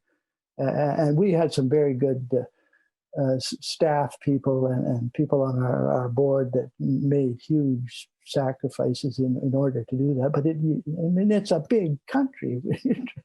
Crusade from East Point of Newfoundland to Tofino in BC, from Coutts, Alberta to the Yukon. But it was basically done by grassroots organization, public meeting. And after you created the party, you entered the first election. What were the consequences in the first election? Well, the first election we ran the party was only formed in 1987. And then the next election came in 1988. That was a free trade election. And we ran 72 candidates. None of them won. We finished second in 11 or 12 seats. And there was a real question, is this worth carrying on? We got some support, but not enough to elect anybody. And then a conservative member that had been elected in the riding of Beaver River in Alberta passed away. The guy had cancer and didn't survive more than a couple of months after the election. So there was a by-election. And we had a candidate there, talk about a grassroots bottom-up party, named Deborah Gray. And she was a school teacher on the Frog Lake Reserve, which is one of the very depressed reserves in Alberta. How she could contribute what she contributed there is a miracle in itself. And she was our candidate in the general election. She finished second. And then the question being, should I, as the leader, run in that by-election? Because we would have a good chance of getting it. People can take a chance in a by-election because it's not going to upset anything. Or should she? But she was very popular, very articulate. And she was a small d Democrat. Deborah's a small d Democrat. Yes, she's conservative in that, but her dominant philosophy is a small d Democrat, people's understanding, people's representative. And so Deborah contested the by-election and we won. So now we got one seat in the Parliament of Canada represented by Deborah Gray. And Stephen Harper, who was our policy chief, the way we got Stephen was we had no money. So I said, where are we going to get a policy chief? We can't pay him anything. Well, it occurred to me, graduate students at university, they're exploitable. So I called Dr. Bob Mansell, who was an economist at the University of Calgary, whom I'd done work with. I said, Bob, who's your smartest economics student, graduate student, that might be willing to go on a political adventure? And he gave me one name, Stephen Harper. So Stephen became our policy chief. And then when Deborah won, Stephen went with her as her executive assistant, but as our main staff person in Ottawa. And the thing got off the ground. And she took an enormous amount of abuse. And it makes me mad in retrospect, particularly to hear the Liberals talk about how they would champion women being involved in politics. They did everything in their power to defeat Agnes Campbell McPhail, the first woman member of Parliament. And they were as abusive to Deborah as you could possibly be. If a conservative said things that they said to her about a Liberal female cabinet minister, they'd be censored all over. The cancel culture would come to the fore. But there was, and so Deborah put up with a lot of abuse. We were on this fiscal responsibility thing. She took a 10% cut in pay, which was unheard of in Ottawa. In fact, the finance department said they didn't know how, there was no way to do it. So that's how we got a foothold. And then we kept building. And then by the 93 election, we had a substantive organization enough to win the 52 seats. Right. And what happened to Mulroney's Conservatives in that election? Well, they were completely, they were reduced to, absolutely reduced to nothing. They were reduced to 2 seats. It was the greatest defeat in between two new parties, the Bloc in Quebec and Reform alone. We took 106 seats out of the 300 and some seats that were in the parliament at that time. Of course, the Liberals under Jean Chrétien formed the government, but the Liberals only elected 2 members, Jean Charest and Elsie Wayne from New Brunswick. And we used to kid that they didn't like this. We said, you're the most valuable members of parliament because the Conservatives spent $22 million on the campaign. You're each worth $11 million. They didn't like that. But that's how it got off the ground. And then we're constantly trying to do this coalition building. Then I could tell we weren't going to go much further with reform. So we created this Conservative Reform Alliance, and basically that was with the leftovers, so to speak, of the Conservative Party. No, this was basically with provincial allies, with the Klein Conservatives in Alberta, with the Filmon Conservatives in Manitoba, and the Harris Conservatives. Particularly, Mike Harris was very helpful to us, and the Harris Conservatives in Ontario, and that created the Canadian Alliance. And then I lost the leader. I kept pushing the envelope on all this stuff. And, I was losing. There's always people who were opposed to these changes. And by the time it got to the leadership of the alliance, and we've been, campaigning in the election, campaigning for changes, constant campaigning. And then the joke was that the operation was a success, but the doctor died. And it was Stockwell Day became the leader of the alliance. It didn't go too well for Stock. And then Harper came back and became the leader of the alliance. And he and Peter MacKay, whom we talked to before, but Peter would never come in. But they got together and managed to put together the new Conservative Party of Canada. So it's from those very humble beginnings, 1 seat, ended up with a majority Conservative government in 2010. Right, and that was under Harper. Under Harper, yeah. And so what were the consequences of that for Canada, do you think? What did that accomplish? Well, you had a change of direction on a number of things. Stephen Harper's basically an economist, has always been. He has a better grasp of public finance and the economy than I would argue than anybody in the current federal cabinet. He's had a fixation with it. His master's thesis was on whether there was a connection between the bank rate and the election cycle. Not many people would be interested in that subject, but his question was, did the bank liberalize credit in an election year in order to kind of grease the wheels a little bit for whoever was proposing what, which is an interesting thesis. But so he made a major effort to balance keep the budget balanced, because we got the budget balanced under Chrétien. There was enough pressure on the Liberals that they finally had to come around to do that.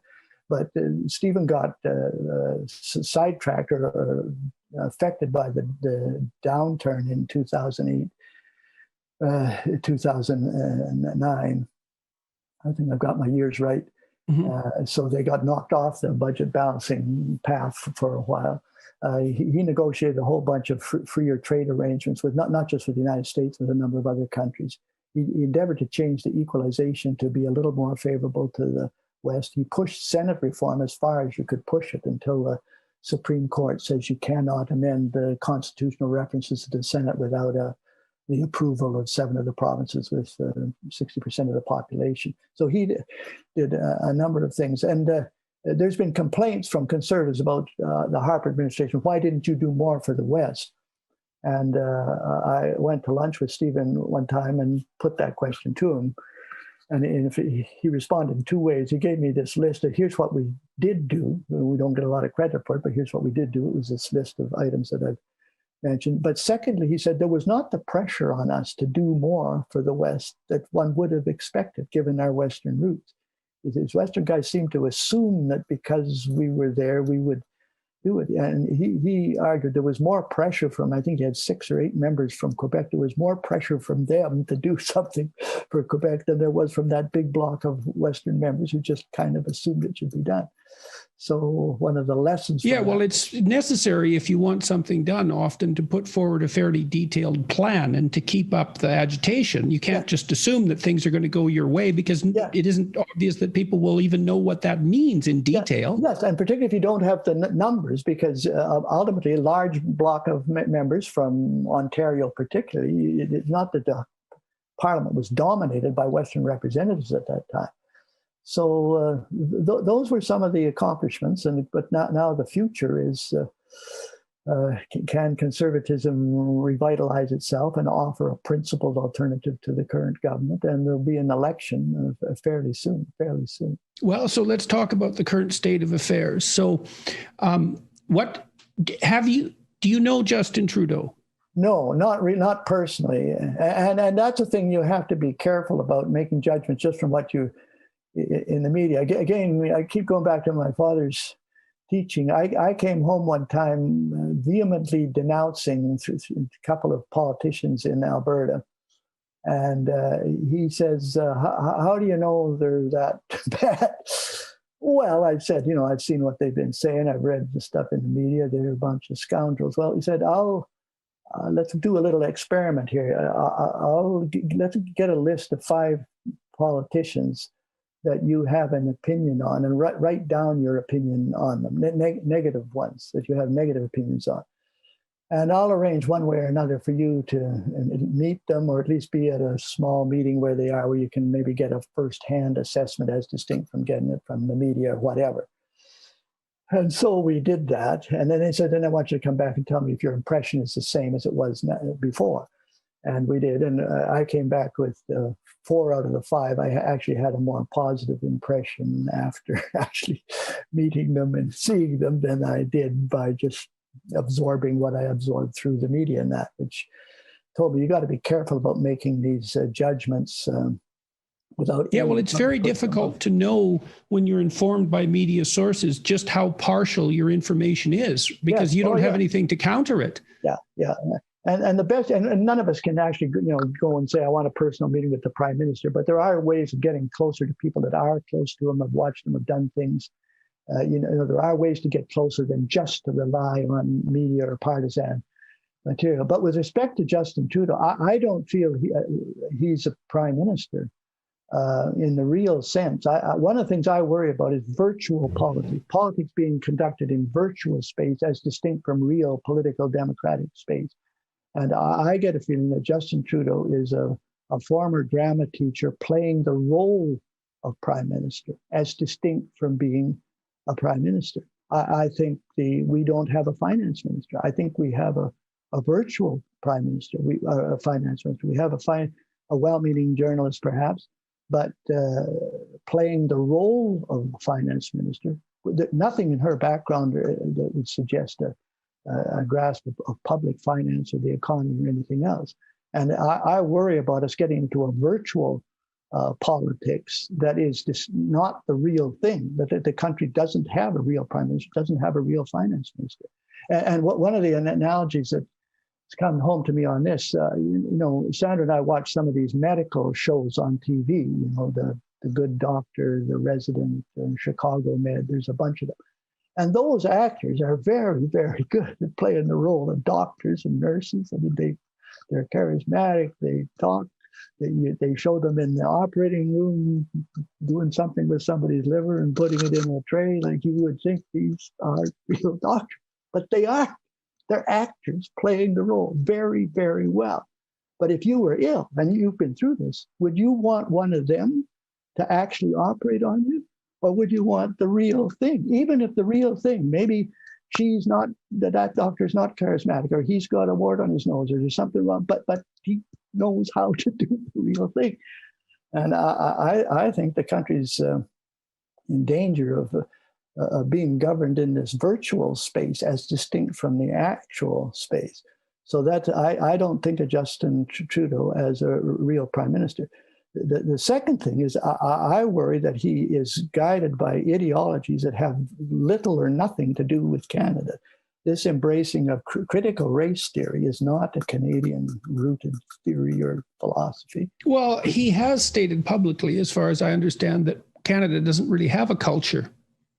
Well, yeah, so that may be. And so, but he's importing these theories basically from the United States. The critical race theory, identity politics, wokeism, and cancel culture. And particularly Western Canada does not see that as even Canadian. Don't see it as Canadians. Our prime minister is guided by some philosophy, basically the fact that the reaction to Black Lives Matter, which is understandably the kind of issue it is in the United States, but to just import that here, if you want to get off on racial discrimination, surely the emphasis here should have been on the Indian Act and the Indigenous and Aboriginal population. So the fact that we have a virtual prime minister, not a real prime minister, and one guided by ideologies that, in my view, are not Canadian, is reason enough for his replacement. And I think I think there's backroom people in the Liberal Party that will concede, never on in the public arena, that Justin Trudeau is not the sharpest knife in the political kitchen, and that Mark Carney has a far better grasp of all this stuff. He's not reading off a script when he does it. And that, but if you're headed for Liberal leadership under Mark Carney, then all these things, particularly this ideological orientation, is liable to get deeper and worse rather than better. A lot of Western Canadians can't understand why Trudeau just falls all over himself to be recognized in Washington and Beijing and the Davos crowd, and makes no effort to bolster his fortunes in Winnipeg or Regina or Edmonton or Calgary. We know they're not as dramatic places as Washington and Beijing, but this is your own country, and you're the prime minister of that part of the country. So what do you think it is on the Conservative side that's not putting up a sufficient, let's say, offense or defense against this? Or do you think the tide will turn in the next election? It doesn't look like a foregone conclusion to me. That comes back to what we've talked about before. I think conservatism needs to be rejuvenated by some of these things we've talked about, by a realignment, by adopting a realistic position on the environment, by offering an alternative on the poverty question, on dealing with balance. I think the Conservatives could champion balance as a very major part of their position. What's the balance between health protection and civil rights protection? What's the balance between economy and the environment? Balance used to be a fundamental political characteristic Canadian. That joke about why did the Canadian cross the road to get to the middle, and not just a middle that's a meaningless compromise, but a substantive middle that you could stand on. I think if the Conservatives could do that sort of thing, they could offer a principled alternative to the Liberals. But at present, that's not developing. Hopefully, it might, from my standpoint, under Aaron O'Toole, but it's not developing yet. And what the Conservatives federal party has to watch is it has to address this Western alienation. It's got a huge base in Western Canada, but it's got to. Do you see any signs of that happening? And it looks to me like the Conservatives over recent years have struggled, certainly on the charisma end of the leadership spectrum. And that seems to be at least in part why Trudeau was able to make the inroads that he made. I mean, maybe people believed it was time for a change as well, because... Yeah, 9 years is often the lifespan. Well, I think the jury's still out on Aaron O'Toole. There's still opportunity, but time is getting short. And as I say, I think there's a need for revitalizing conservatism at the federal level. And I try and list in that book, I try and list some of those things that can be done. I don't know whether the country has to get into real, even deeper trouble than it is now. I mean, it's in trouble. It's in trouble on the economy. It's in trouble on the international stage. It's not respected. Whether things have to get worse before they can get better. My father dealt with 4 federal administrations: Mackenzie King during the latter part of the Depression and the war, Louis Saint Laurent, John Diefenbaker, and Lester Pearson. And he said the strongest federal cabinet he dealt with, and he didn't agree with everything they did by any stretch of the imagination, was Mackenzie King's war cabinet. When the country got into a war, or the prospect of a war, the leaders could go to somebody, King could go to Saint Laurent, who was a high-powered constitutional lawyer in Quebec with no idea of getting into federal politics, and say, you have to come, the country's in trouble. C.D. Howe was a business guy who normally would not have stayed in politics the length of time that he did, but Howe could go to business people and say, you are coming to Ottawa to help organize wartime production. And when they asked, what are you going to pay me? He said, I'll pay you $1 a year. And they came, And I sometimes wonder if things have to get to that point where you can go to some of these people that could make a much greater contribution than what we've got there now and say, look, your country is, I don't care what you're doing academically or business-wise, you've got to come, you've got to run for public office and offer an alternative. But it's a shame that you have to get to that. So what do you think are the fundamental issues that face Canadians at the moment? What you said the country is in trouble in some ways. Well, I think one is this national unity problem. I don't think particularly central Canada understands the depth of this Western alienation. Again. Yeah, and if you ever had a dual separatist movement, Quebec moving in that direction and the West moving at the same time, you'd tear the country apart. I don't think there's an appreciation by the Laurentian elites that old model of Canada is not sufficient for the 21st century. So that, and Canadians can never take national unity for granted. Our country's too big and too diverse to just hope it's going to hang together. So that's one issue. The second is the fiscal issue. These astronomical deficits and debts, and no even recognition that this could be a problem. When we were crusading against the unbalanced budget in the 1990s, the Liberals didn't oppose the ultimate objective. So yeah, eventually you got to balance the budget, but you guys are going too fast, or you're doing it the wrong way, or you're cutting it. But they didn't oppose the ultimate objective. But today, it's not even stated as an objective. They bought into this new monetary theory that you can overspend and print money, and as long as it doesn't seem to register in terms of immediate inflation, you can do it ad infinitum.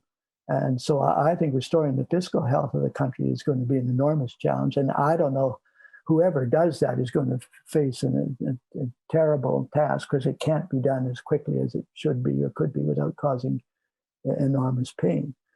And then our relations with the rest of the world, I think they've deteriorated under this almost pathetic desire to be recognized by the world elites, the Davos crowd, the Washington crowd, and in Beijing, I think is a dangerous thing. I think on the international stage, the big 21st century competition is between the state-directed democracy as promoted by the Communist Party and government of China, and citizen-directed democracy as traditionally practiced in the West, but which is in a lot of trouble, and state-directed capitalism, and they call it that. They call it capitalism, state-directed capitalism, versus market-driven capitalism, the Western version. I think the West needs strong ideological leadership on those two fronts, and we're certainly not getting that from hardly any Western leader, let alone Justin Trudeau.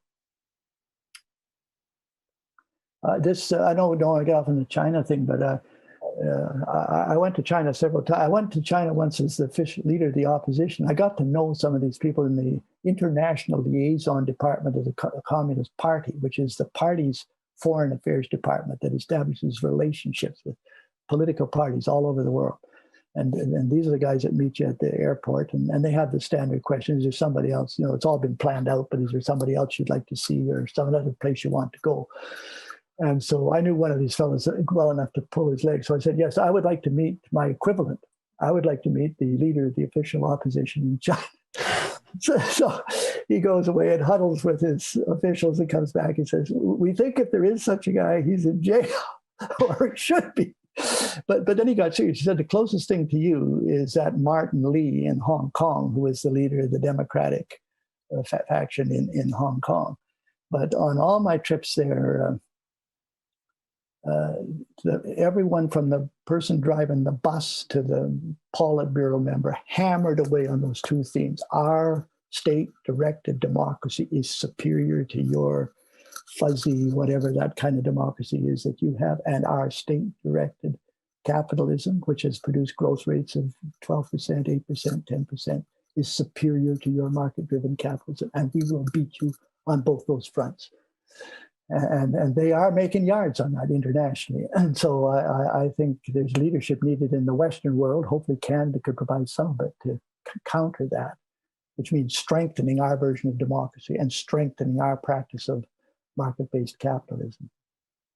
Do you think the CCP and its machination, so to speak, does pose an economic threat to Canada? Or do you think that the deficiencies of their system will eventually manifest themselves once they, I mean, it's easy to have growth rates of 10% when you're starting from zero, essentially. And so, well, I personally believe that there are fundamental weaknesses in that state-directed everything.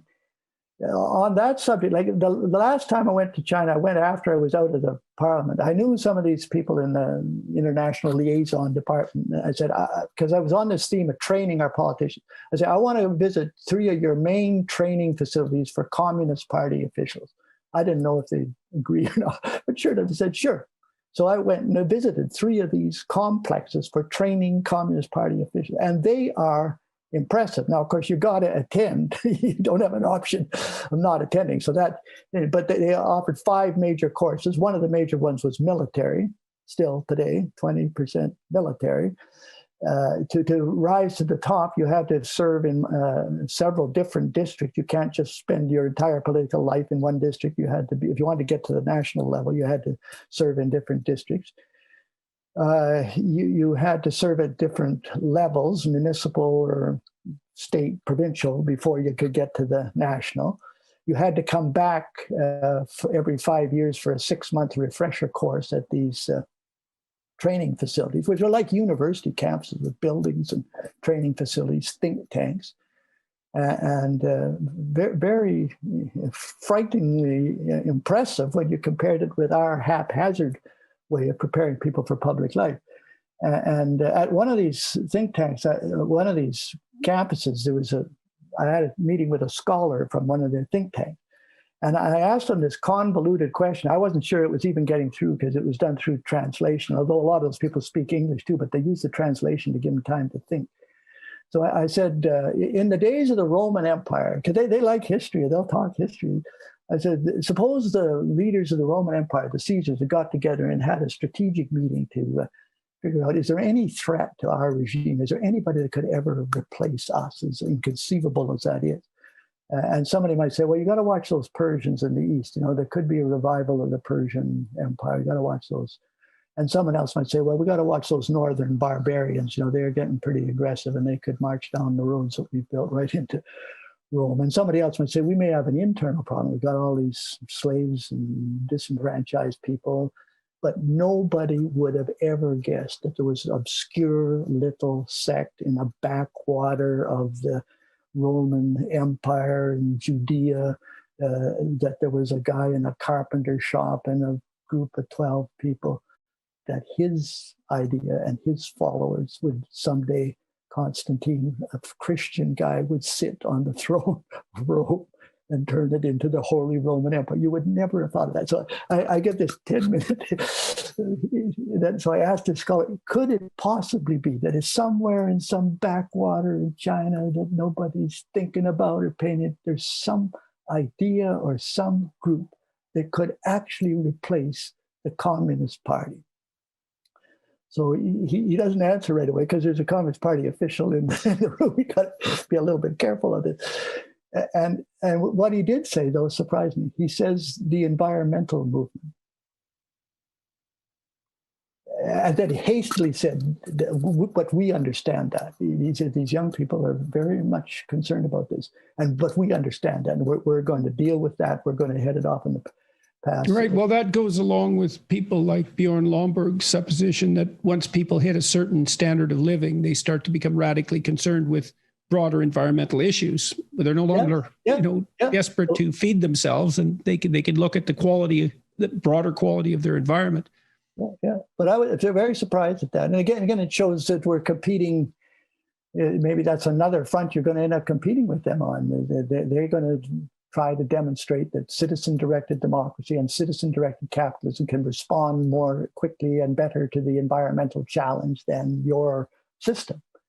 So all of this suggests the need to pull up the socks. So I kind of end up, I'm supposed to be retired and writing and doing some consulting on this, but I end up, my deepest beliefs is that Canada could be, there is a better Canada than what we got now. that Canada can be, and that requires recognizing the distinctiveness and the current concerns and aspirations of Western Canada as a part of Canada, that Canada can be better governed as a democracy, and there's things that can be done to strengthen our democracy, that conservatives can make a bigger and better contribution to that Canada of the future and that better democracy, and that people of faith can make a bigger and better contribution if they conduct themselves wisely and graciously. That would probably be my summary statement of beliefs. Well, I think that's a really good place to stop. Yes. Okay. Well, I very much enjoyed this, Jordan. I hope it's of some interest and use to your audience. Yeah. Well, it's been a pleasure talking to you again, and I'd very much like to thank you for taking the time to do this. I have one final question, I guess. Do you know I know Pierre Poilievre is using YouTube and some of the new communication techniques to his great advantage.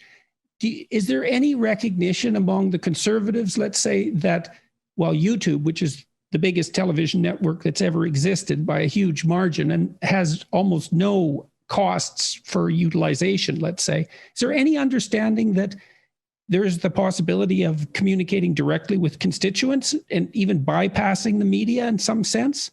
Oh, I think there is. I'm not that close to the sort of the federal party's communications effort, but Pierre would be very much. He's a very articulate and with it a member of Parliament. He was a high school student when he was on my constituency board in Calgary Southwest. He's had a long interest. If you were a scout scouting the arenas, you would have seen Pierre as this is a fellow that's got something to contribute. And I'll be talking with him soon on this show. Oh yes, well he would be very good. But my one worry with the people that one reaches, and I'm not in any way trying to insult your audience, but with a lot of the younger people, I worry sometimes about substituting discussion, blogging, tweeting, commentating for actually doing something. That's why I entitled that book of mine, Doing Something. I've seen some of these younger political people that get into again, it's this virtual politics. They get into a virtual loop. They talk about the issue, they blog about it, they tweet about it.